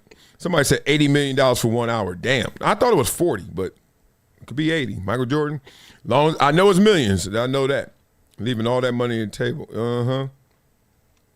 Real spit. So Francisco Aguilera just got into the chat. He talking about leaving all that money on the table is crazy. Where there's smoke, there's fire. So you must be in the beginning of this show. I love it. All right, well, we are kind of in the beginning of this podcast, Max Kellerman and Rich Paul, but people are saying no more, no mas. Combo though too, because obviously that's just he's got to podcaster. He's got to stop. He's got to stop that. If you're gonna, first off, why do you have a podcast anyway? I don't understand it. I don't get it. I got nothing against Rich. I don't understand why you have a podcast, bro. Well, his argument would be that players have podcasts. You're while not they're playing a in there. player. Yeah. I don't know any other agents who are sitting there on the mic talking. Plus, everything you say is going to be a representation of LeBron, even if he don't feel the way. Now you got LeBron having to come out and be like, "Hey, Rich Paul has his own opinion. I don't know. I don't affiliate with that. Just because he's saying they want to get off Reeves, that doesn't mean I want to get off Reeves." That shouldn't even have to be a conversation. It's weird. Bro, why do you have a podcast, Rich? You are an agent, meaning you're supposed to be in the background running all the other stuff. You coming out at the forefront and giving your opinions on the game and like saying this stuff, it doesn't work. Are there any other sports agents that have big podcasts right now? No. In the NBA? Zero. Yeah. I just don't understand it. Yeah. I don't get it. And you know why people know you, Rich. Listen, I got nothing but respect for Rich. You've worked your ass off and done a good job building your own network, your own business. You've done great. You and Maverick have done a fantastic job. It's one of the stories of all time when we talk about an athlete putting on his friends and his friends doing a great job to give it back to their to the guy that helped them, build a brand around them. They've done a great job. Rich Paul's a legend for that. That's your lane. And you've done that and you've earned that. He's obviously, I think he's engaged or dating Adele, one of the two. Everything's flowing for you, bro. You got everything. You're cool. You shouldn't have a podcast about basketball. Shouldn't happen. It's a conflict of interest, for one. Just because your main client, the client that built this with you, plays for the Lakers. So you talking about Lakers roster and who they need to trade as an agent is wild. Yeah. It's wild. That's why I don't mind, obviously. Blah, blah, blah. Ah, man. I mean, everybody was caught off when we heard the dynamic, but then everyone was intrigued because we were like, damn, that is dope. Like, it's good to be the pioneer. Like, I don't need somebody else to justify that I'm doing something because someone has to do it first. I mean, the first athlete to do a podcast, I don't know who in the hell that was, but y'all beat it up in the comments. Let's guess. Who's the first athlete to do a podcast? And it's not Draymond Green, right? Somebody did it and probably wasn't that big, but they did it. And then all of a sudden that turned into, hey, we got something here. But you got to deal with the headwind. If you're first, you're going to deal with the headwind. I remember when I got all my recruiting letters and I took all of my visits and I looked my mother in the eye and I was still her height. No, I was shorter than her still. As a high school senior, my mama was taller than me. Beast. 6'1", 250. What? And I looked at her, I looked up to her, I said, Mama, I want to go to Columbia. My mama looked me dead in my eye from up afar, up high. And she said, boy, you ain't going no damn Columbia. I said, what? You got to deal with a headwind when you're doing something that is unconventional. You going to be first and unconventional? Oh, please, yeah. I'm not going to a football school. You going to the worst football school? What are you doing? You got to deal with the headwind.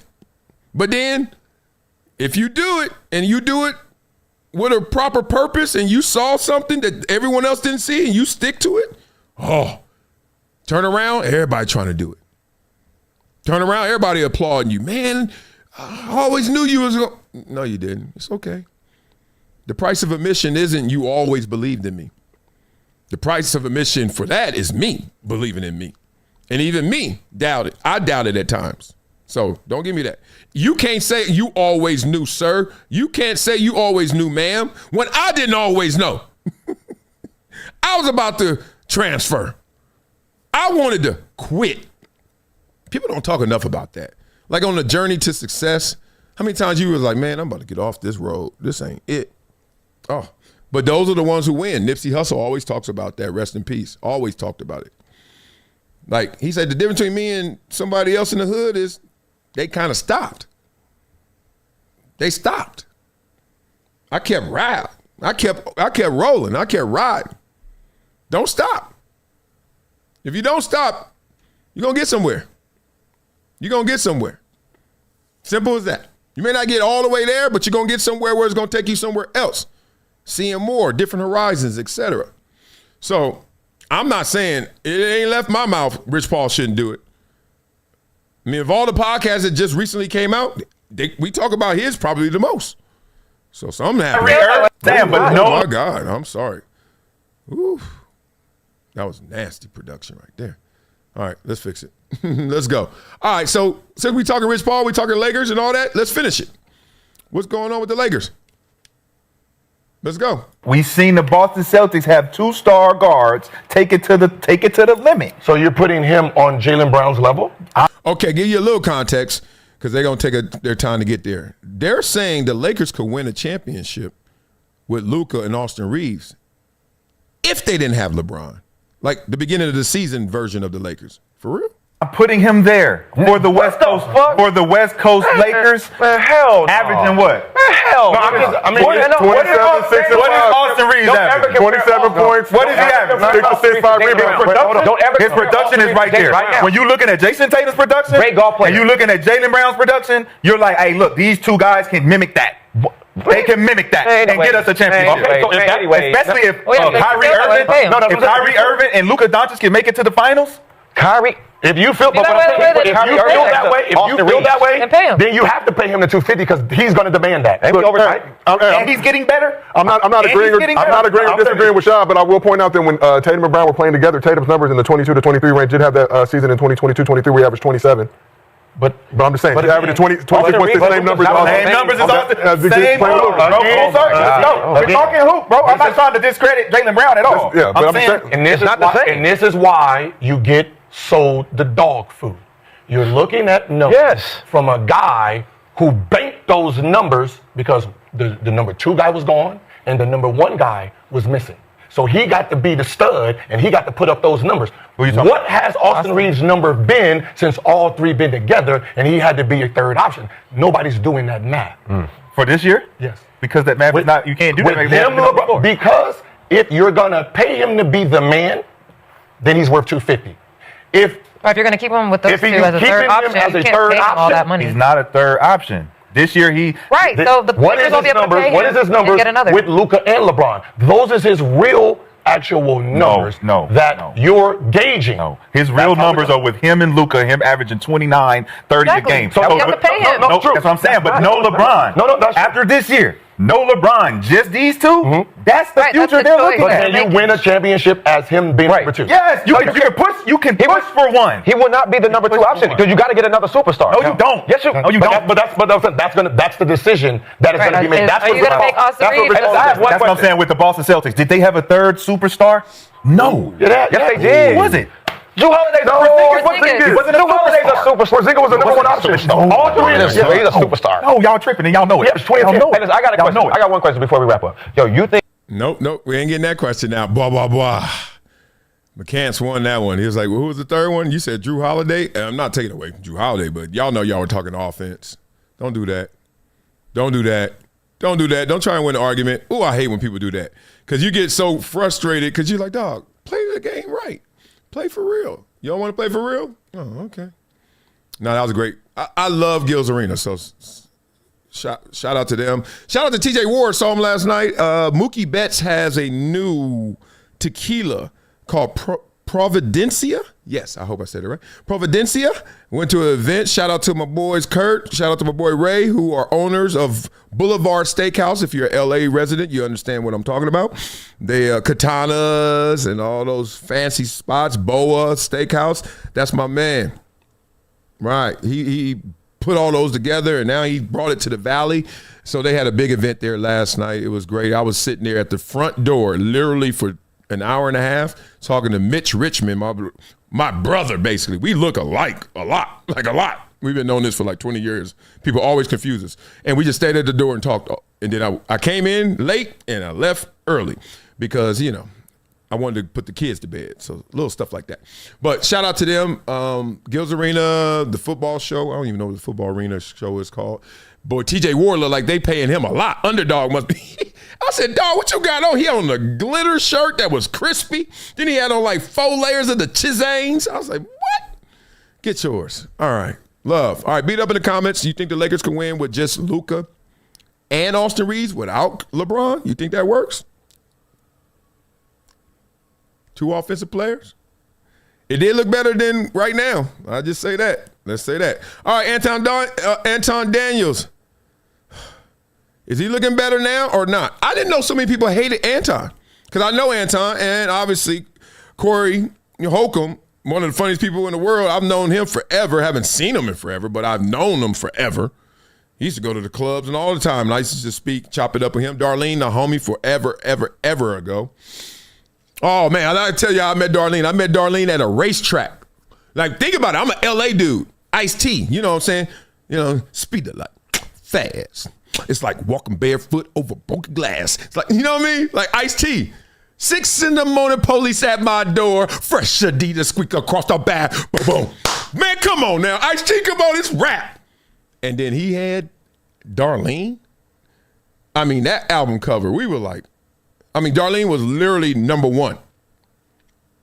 And here I go 20, 30 years later, I'm at a racetrack. And I'm in this like VIP room or something. There ain't nobody in there. And I walk in and it's everyone looking out the window and it's quiet in there. So it doesn't sound like outside. Outside like, and you go in there, it's like, and I look in the corner and I'm walking in trying to get a 7-Up or something. And I look, I was like, and I swear I was like, no way. That's Darlene. I said, what? You know me, I'm a fan, man. I walked up to her like she was Michael Jordan. So I was like, big fan. She was like, hi. So I don't know when that was. 98? I don't know, whatever the hell. All right, Anton, talk to us, big dog. What's going on? What's on your chest? You and Corey. He tells jokes. He's the court jester. Stop looking up to these niggas that don't know shit. Oh. We are not liberal. We are not the party of gay people. We do not fuck with illegal migrants coming into the country and taking what our ancestors died for. I told the nigga it's disrespectful that we got less than 20% voter turnout rate, and we need to be more involved in our local communities. And the nigga giggled like a schoolgirl. Man, what? I didn't expect this. Wow. This is the interview we wanted. Y'all need to go back and squash it, whatever it is. And I don't think it's much, being real. Look, if it was something, it would have been something, right? If y'all were so disrespected, y'all wouldn't have needed multiple times to be disrespected. Let's just be real. I don't play the respect card anyway. You know I don't play that game. But if we going to play that game, it don't take 2 times to do it. First time you feel disrespected, wow. I learned this since I was in elementary school. You never have to prepare for a fight. If you're going to fight, you fighting. Ain't none of this wind up. Let's get ready to rumble. That's in the movies. If we fighting, we fighting. That's why when somebody comes up to me and I listen, their energy, and I listen, and if they're talking about fighting, they're not going to fight. So we easily could get out of this. Because you don't talk about fighting. It's fighting. It's primal. It's, see threat, see color, hit color. Oh, my bad. The ball was snapped. I ain't going to talk about I am going to move. I already moved, bruh. So I knew they wasn't going to do nothing. Fine. But this is what y'all should have done. This is what y'all should have did. God dog it. What the fuck y'all talking about? This nigga don't know shit. If he not talking about somebody, he don't have no content. Well, that's everybody. Come on now, Anton. Y'all niggas keep following these cornball ass niggas that's leading y'all into the mire. They a distraction. They're a distraction. That's it. They not. Okay, I know where he's going. He's trying to say Corey doesn't have the intelligence, doesn't even have the desire or the intelligence and the depth to really talk about real issues. And this is not exactly what Corey and his beef is. It's the fact that he wanted to get this off his chest. He's like, y'all letting people who are popular distract you from what's best for you. So Megan Thee Stallion going to the DNC is distracting you. I don't know if Lil Wayne went to the RNC, but whatever artist they had. Point is, stop letting these celebs or these influencers or these people distract you from people like me, Anton is saying. Look, I'm here. Peacocking. Like, look, but it's okay. I'm actually thorough. I am well-schooled, well-versed. I have an opinion. I know a difference from yours. And then when he takes it even deeper, he really has the dagger twisting, is I'm not liberal. I'm conservative. Why are you not listening to what these values are? They're better for you. Oh, no? You want to really sit there and debate a boy versus girl?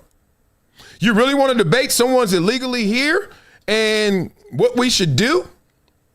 That's what he's saying. He's like, dog, y'all think I'm a sellout and whack and I'm a punk? And I saw a lot of the reviews on this altercation, and they weren't even talking about what really happened. They were just talking about Anton ain't this, he ain't down with the community, ain't this. And he's like, everyone who's down with the community, y'all following, it's some damn, they twerking.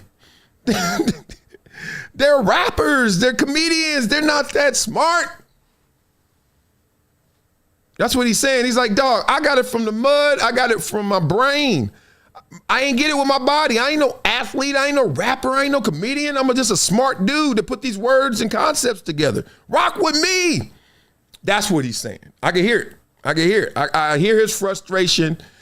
And I saw him taking the high road and the low road with Corey because he had to take the low road to let everybody know I ain't no punk. Don't get it twisted. Calling me a sellout and conservative and whatever. Don't get it twisted, because a lot of times that comes with it, the connotation. But at the same time, let me take the high road. That's what we do. We ain't easily triggered if we supposed to be of higher value. Keep going, dog. This is fascinating. I'm not telling you the truth. And that's what I wanted to say to him, because before we got derailed. No, you do the easy shit. You pander. You're all panda bears. I say the uncomfortable shit that I know that the majority of people is going to feel some type. He wanted to swing so bad. No, he didn't. No, he didn't. Let me be very clear. I want to be very, very clear. I want you to hear it from me directly. I would have beat the shit out of Corey. Okay, I love it. These niggas in real life is frauds. Nigga, who Corey done beat up? Corey would have got the shit beat out of me. I would have beat the shit out of Corey. And I'm not, listen, I'm telling you, it is what it is. I would have beat the dog, I would have dog walked that nigga. I would have beat the shit out of Corey. His hands was shaking like a stripper. The nigga was scared. The nigga ain't want to do nothing. All of that woofing online. Nigga, I'm right here in your studio right in front of you. Nigga, if you feel so disrespected, then do something. Says every player in every locker room forever. Man, we gonna whoop their ass. Oh, man, I wish they would. Oh, well, let's go. All right. Jets on 3. 1, 2, 3, Jets. Come back in there and got their ass whooped. Like, I'm not saying Anton's gonna win or Corey gonna win. I think if I had to bet Anton, they both got that same fire hydrant build. Like, you know, that 5'9", 5'11", 217. Like Mike Tyson if he stopped training, you know. I got jokes. Corey, no, I got them jokes too. I can go now. But the point is, they both fire hydrants. So I would lose to both of them. Way my hip and my knee works. Oh my God, that's too much low leverage. But they would have been out there wrestling. It would have been on the ground. Who cares though? Who cares if y'all would want to fight? That's the part where Anton gets out of his lane. And I think Anton's saying, well, Corey, you get out of your lane when you start talking politics. You catch this? Anton gets out of his lane when he start talking street.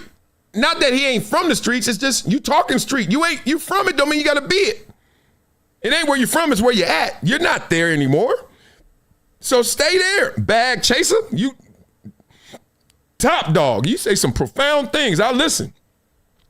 You ain't got to go down there in the weeds. And I know how it feels. A lot of times when I have some back and forths, D.L. Hughley comes to mind. I'm like, oh. And then you find yourself wrestling with this dude intellectually. But I ain't going to fade. I ain't going to fight D.L. Never. Even if he swing, I'm just like, damn, what? I grab his punch. I'm like, dog, are you serious? Come on, man. What's wrong with you, little man? Man, look out my face. It would be funny to me. But Anton's like, I'm going to come in your lane, and Corey... Anton's thinking Corey's getting in his political lane. Now, the pander bear is real. I don't care who says it. Corey said, dog, there is a whole population of people that's just going to say stuff that's going to sound good, but it ain't good. It's just not. It's just not. It's just bad for you, right? There's so much special, like especially black community talk. There's so much. The Joy Reids of the world, the stuff that they say sometimes, like, if you even think it through, forget live it, think it through. And you can tell it's some BS. I give you the first antidote. If you just think it through, you're like, nah, that doesn't make sense, man. Can we continue this conversation? But they always got to have this conversation, and I had this last night. They always got to give you some historical context to support their arguments of today. Here's the problem with that. Nothing from yesterday is the same as today. So why do you keep doing that? You ever been in a relationship and the reason you guys keep fighting is because you guys never stay in the present. Every argument is about what you did 10 years ago. You ever been there? Okay. You come home late. Where are you? Oh, baby, I'm sorry. Man, we were just talking. I lost track of time. You always losing track of time. Wait a minute. I just lost it this time. Nah, you've been doing this for... Next thing you know, you 12 years ago when you first were late and vice versa, right? Everyone talks in these absolutes and then they give you context and they give you dates so they can sound smarter because their points, because what they're really saying is not profound. They need something that was profound, but it happened 50 years ago. I saw Joy Reid say something and she was like, in 1968, I say,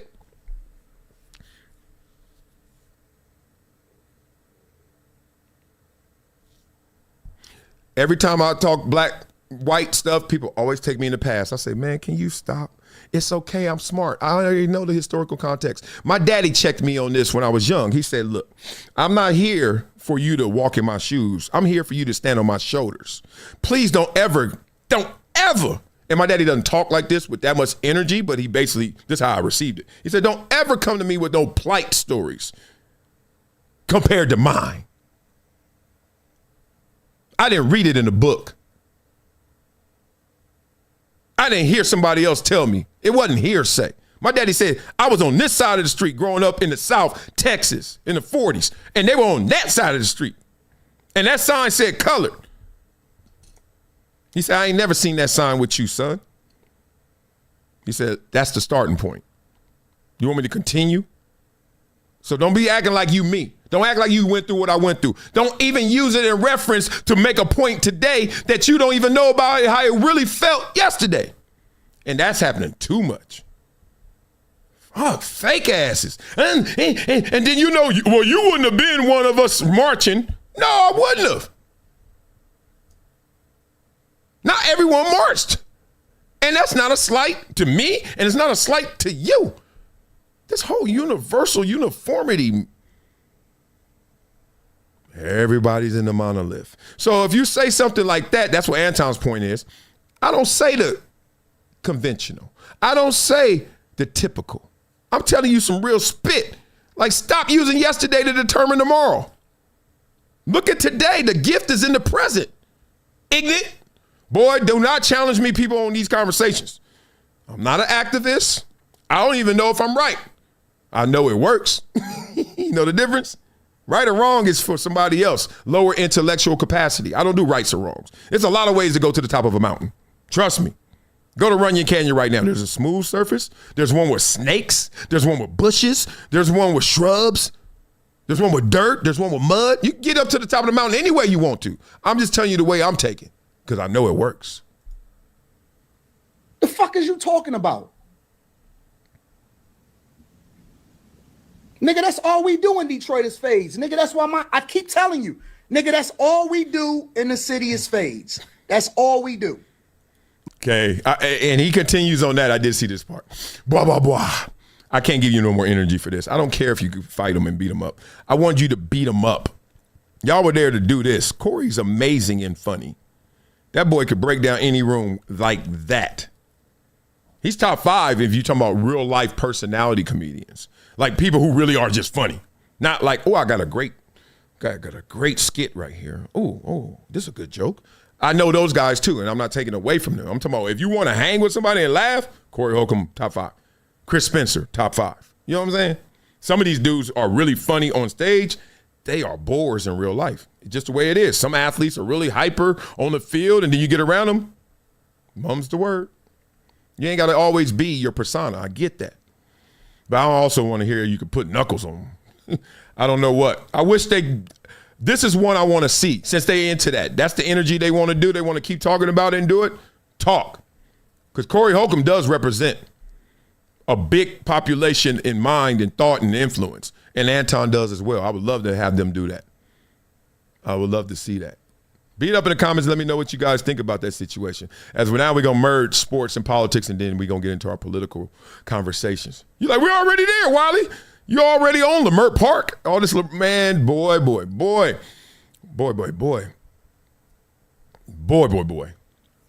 It's so weird. It's so weird to hear these conversations, and they're so everlasting. It's just so weird to hear people talk about it all the time. Like color all the time. And then you try to not talk about it, but I talk about color probably more than them because I'm always trying to say, don't talk about color. Right? I'm sitting there with a fire extinguisher, but it feels like I'm adding to the fire. I know I do it all the time. I'm fascinated because I'm like, why are you being so limited? You know, like the affinity I have for giving is kids' potential. That's why I coach.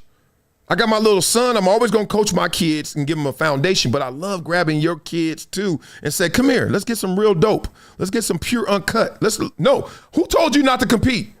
Your mama? Where's your mom? Tell her, come here. Ma'am, I'm sorry. Whatever you've been told, you've been lied to. We're competing out here. Oh, no, that's not fair. I said, everyone's going to get something, but they're going to get something different. We competing. If your son ain't good, he ain't good. Doesn't mean he can't be good. He just ain't good right now. He needs to learn that. Okay? I'm not giving him the ball. Why? Because he's going to get attacked. Well, how will he learn? Not by getting attacked. Not by losing all his confidence. Well, you're not a good coach if you don't give everyone an opportunity. They want an opportunity. Okay, next game. Get your son the ball. Soon as he gets the ball. Beep. Want to see it again? Okay, one more time, because I don't think you were paying attention. Or maybe you just don't believe your lying eyes. Or maybe you don't think I could coach. That's fine. Give him the ball again. Now here the kid's doing this. You want to know what that is? I wish I was a little bit taller. I wish I was a baller. He ain't there yet. But I know what he can do if you shut your mouth and let him go do what he could do. Now, some of y'all, that means sit next to me on the bench. We holler later. But that is what it is. Okay? I grew up where my coach was like 4 people getting the ball. Everybody line up, race to the fence. We ran to the fence. That was Hollywood Racetrack right there, which SoFi is now. We ran to the fence. He's like, that don't count. That was the warm-up. Turn around. Come back here. The first 4 that passed me by, that's my running backs. We ain't even have receivers. We ain't throw the ball. I ain't throw the ball to my 4th year. Last game, championship game. I told you that story. I got first. Fast as it gets. I got the ball the most too. Coincidence? People trying to make stuff deeper than this. I can't stand nobody. Just listen. This is the antidote. Whenever you talking to somebody, and I've had many respectful arguments with people. Jamil Hill, all of them, like everybody. When they start talking race, just wait. 5, 4, 3, 2. Wait for your civil rights. Wait for your slavery. Wait for whatever account they need to validate what they're saying right now. And all you got to do to retort is say, I love the account that you reference, but you didn't give proper credence to the context because you can't exchange them. Now, if you were to attempt, can you respond in that mindset? Can you take 1950, 1960 and bring it to present day and then talk about what we just discussed? Impossible. That's like me telling Dick Butkus, man, why couldn't you sack the quarterback more? He's like, what? It's like telling Larry Bird, man, you only made 3 threes a game? He's like, what? That's not a lot. No. You only shot 3 threes a game? No, that's not that mean. I thought that's all. Larry Bird shot 3 threes a game. He's the best 3-point shooter we ever saw in our life. We were like, whoa. Now, before the first quarter, James Harden put 5 of them things up. People lose context. It's disturbing because it limits kids because they got some parents saying dumb stuff. Then the kids regurgitate it because they don't know any better. Next thing you know, you have brainwashed your kid and you have brought his ceiling down here. All off of something that happened hundreds of years ago or 50 years ago that he don't even understand. And then he gonna have to read a book like his mama had to read a book. How you gonna read some pain and then act like it hurts? Oh. Golly. That was a bar. I didn't even know where that came from. How you gonna read? I got it right there. How you gonna read some pain and act like it hurts? Oh! Fuck wrong with these people? Read pain. Somebody write that down in the comments so I don't want to take the whole show. Read some pain and act like it hurts. I collect Wileyisms. I'm coming out with a book. I don't know when. I have at least maybe 4,000 Wileyisms, things like that, little quotes. I always write them down. Read some pain and act like it hurts. I can't stand it. Fuck wrong. How you gonna tell me how it feels? You don't understand our plight. It's in sports and politics merging on this show. Let's merge them right now. Just bet 500 on this ticket. So my man right here, peep this. Let me give you the caption. Why his name gotta be Rashid? Rashid was in jail and needed $10,000 to make a bond, so he decided to bet on a 16 money line parlay, and he cashed out for $13,466. He put up his bond and was released from jail and got his money and some extra honey. Look at a parlay. All right, I got Raiders over Patriots. What year is this? Not bad. I got the Jets over Eagles. Bills over New York Giants. I like how you said Bills. Bills. Lions over Tampa Bay. What year is this? Rams over Cardinals. New York Liberty, the basketball team. The WNBA. New York Liberty. He really trying to get out of jail if he betting that. He's like, man, I can't stay up in here, homie. It's too many from the other side. Over Las Vegas Aces. Wow, the Aces lose? Yeah, make all of it a parlay. And obviously he hit See you, Rashid. What was he in for? $10,000 bond? That's not that high, so that means 1,000. What? I don't know. Damn, he must have hit. If it's a $10,000 bond, all you got to pay is a G. That means he walked away with 12 G's off the aces. Get some. Get some. Oh, I love that. I love that. Okay. All right, let's get into politics heavy. Let's go. Councilwoman Vicky Palladino. ICE is doing what should be very mundane work of deporting people who aren't allowed to be in the country anymore by law, just as they have for years. People, did y'all understand what was just said there? This is nothing new. Okay, let's keep going. However, a bunch of lunatics, this is when you lose people, that word, you didn't need it, but I understand what you want to say. You got to put some hot sauce on that chicken. Encouraged by the media and reckless Democrat officials, this is when I am a different politician. I'm not doing this. There are some amazing people on that side, on your side, every side, because there are no sides. It's the world, it's round. Stop media reckless lunatics. Just say people that disagree with you, you'll get more people to agree with you. Have decided that basic immigration enforcement is literally fascism. And declare war, turning routine enforcement activity into dangerous civil war cosplay. That's real. I don't give a damn what side. I don't do that. Yeah, y'all lawless. Way too much.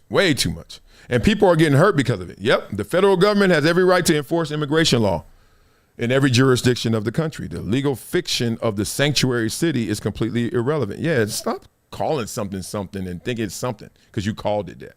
No, I know it's real. Municipalities don't get to set their own immigration policy, and they don't get to obstruct federal law enforcement, and they certainly don't get to foment and deploy an army of dangerous foot soldiers to physically attack federal agents for no other reason than a political disagreement over immigration law. Thank you.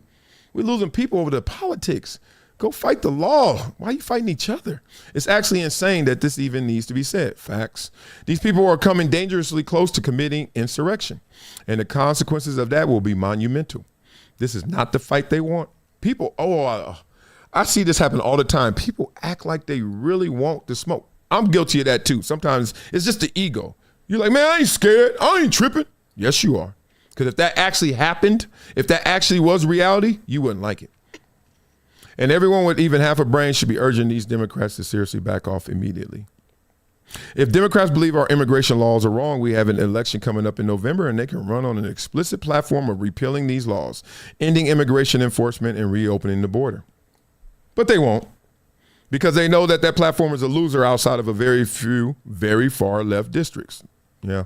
So they'll continue to pretend that routine immigration enforcement is actually a replay of 1939 Germany, and continue to send mentally unwell liberal women. Wow, let me see this again. Sometimes it is appropriate to call, say those words, choice words. Mentally unwell liberal women.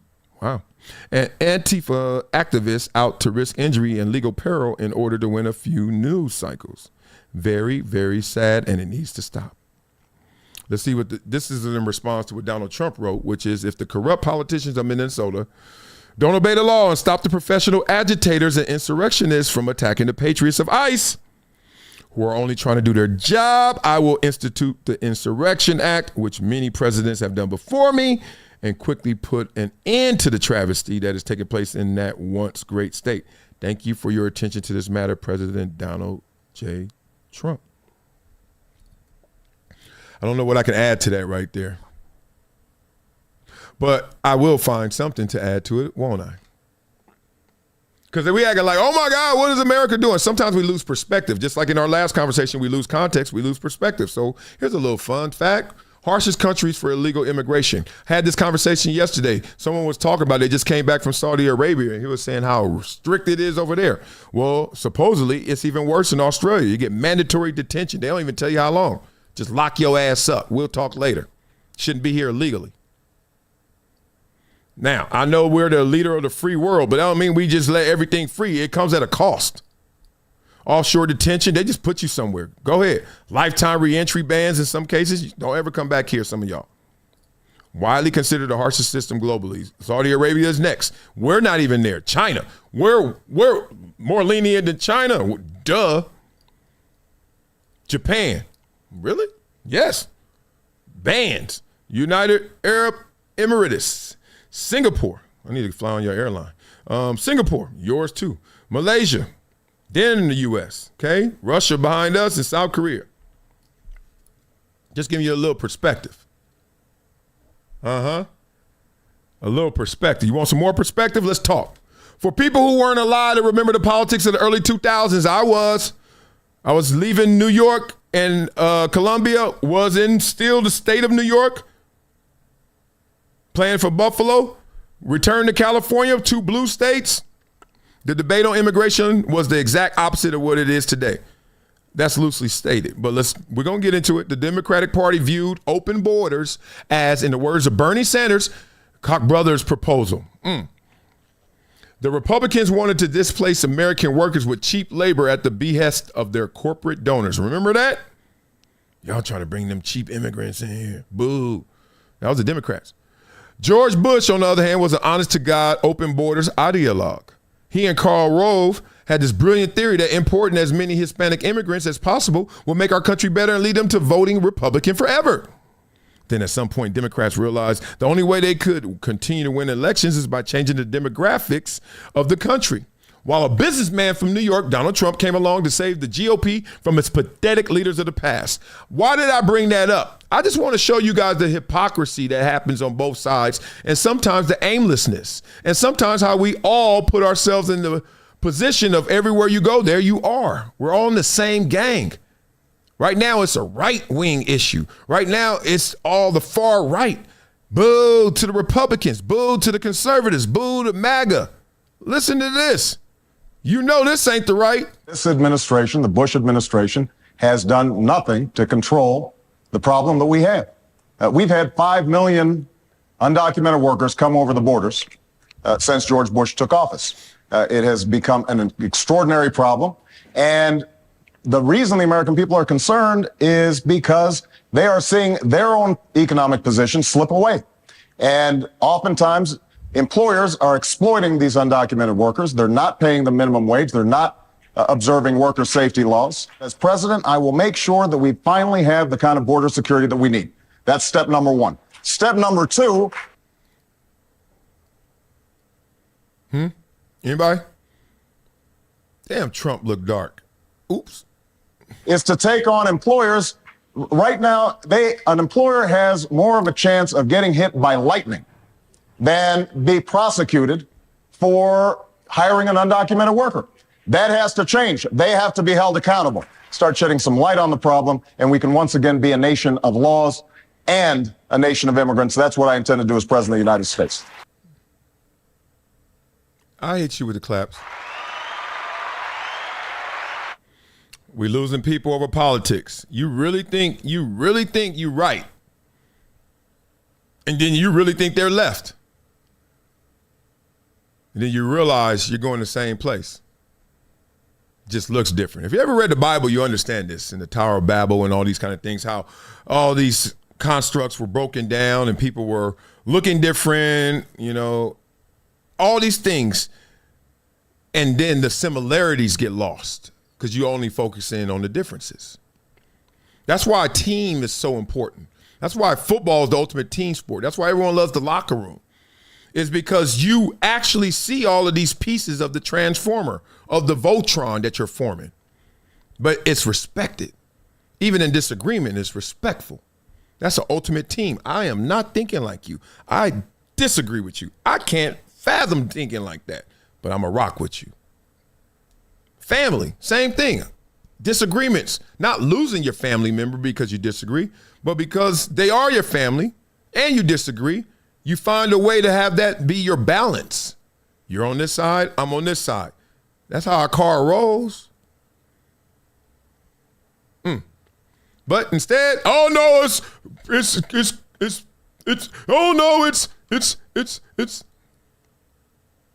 what is it? Is it Obama?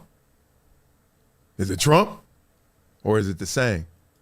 Get up in the comments before we get to Bad Bunny. We ought to talk some Bad Bunny up in here. See if y'all offended by Bad Bunny. Let's see. I love Barry is smart and articulate. Played it great, says Tori71. Oh yeah. You can't get me off. Give me Kirk Signetti, President Obama, in a room, I think I could throw some Bill Clinton in there too, but man, there's some orators out there, right? Dudes that could talk it. Okay, we got a few more topics left. You know we're going to get lighthearted. We got a good poll today, too. Bad Bunny, y'all offended by this?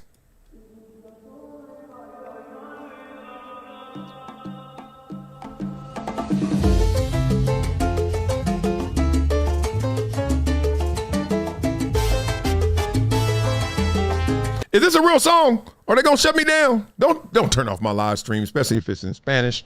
Come on, como se dice? No, no, no, no.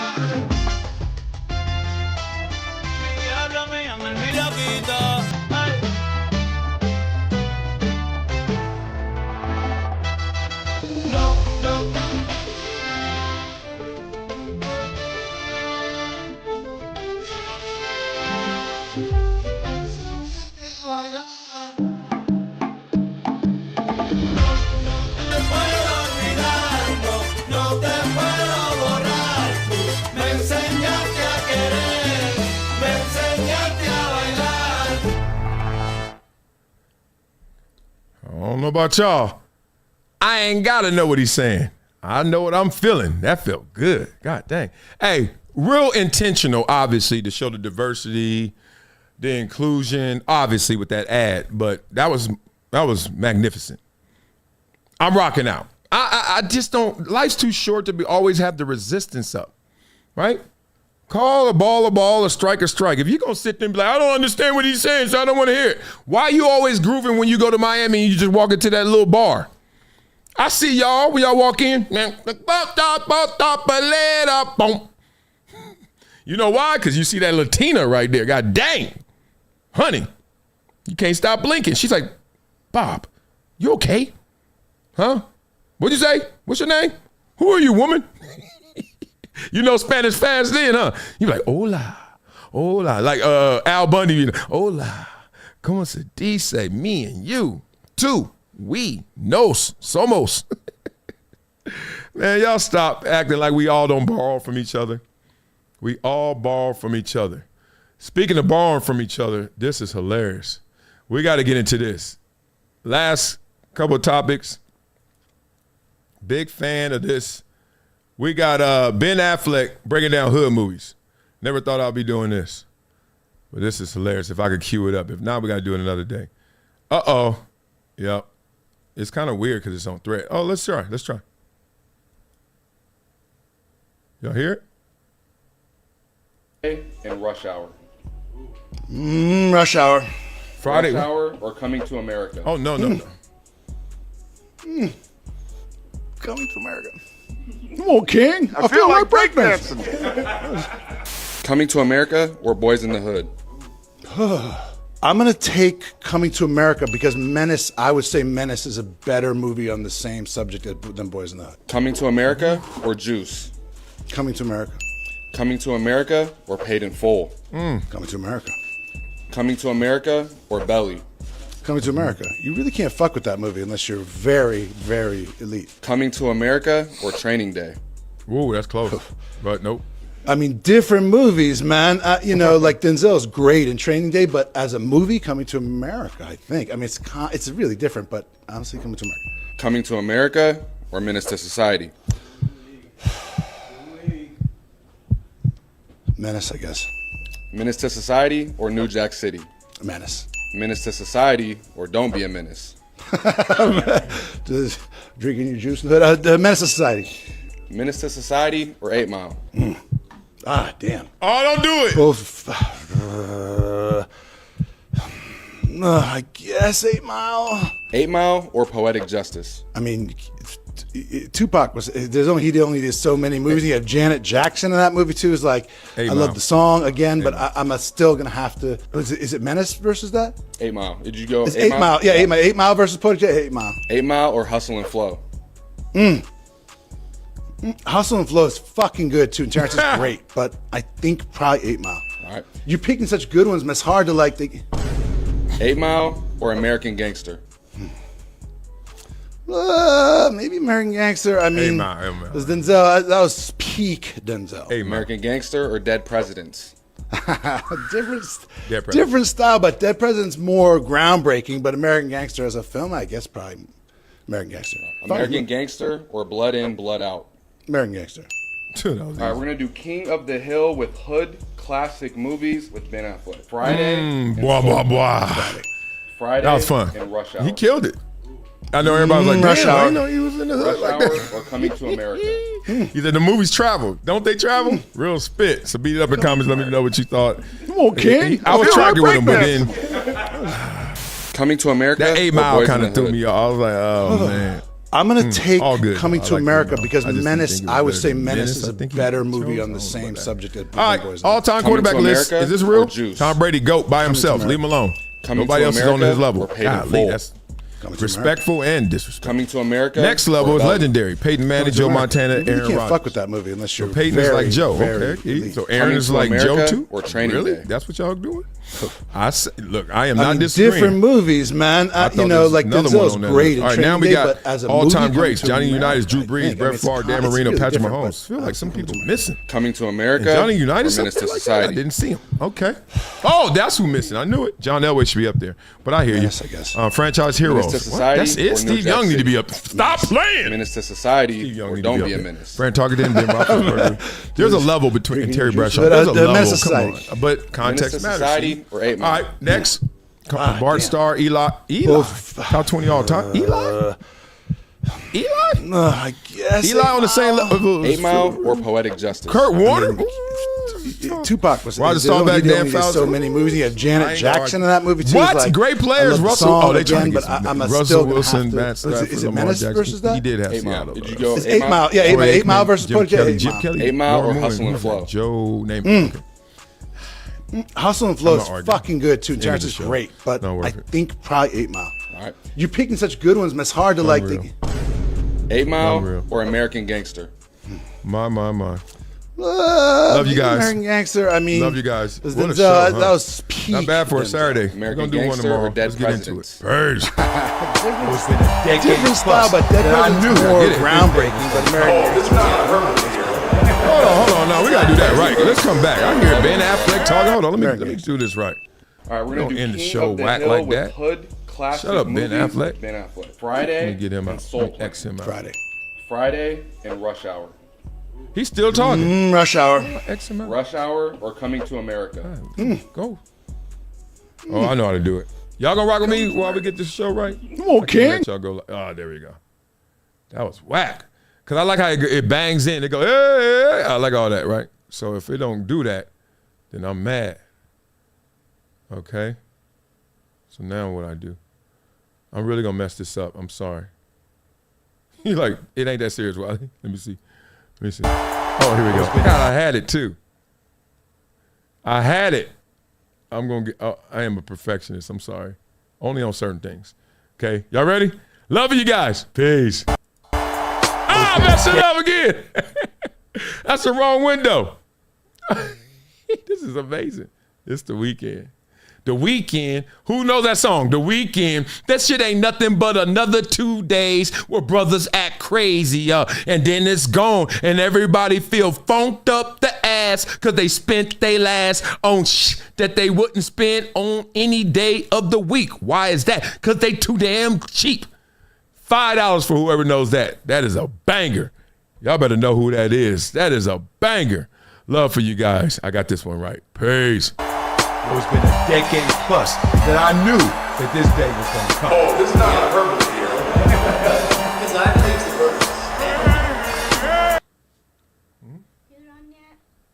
I am. Say bye, itty bitty. Bye. Love you guys.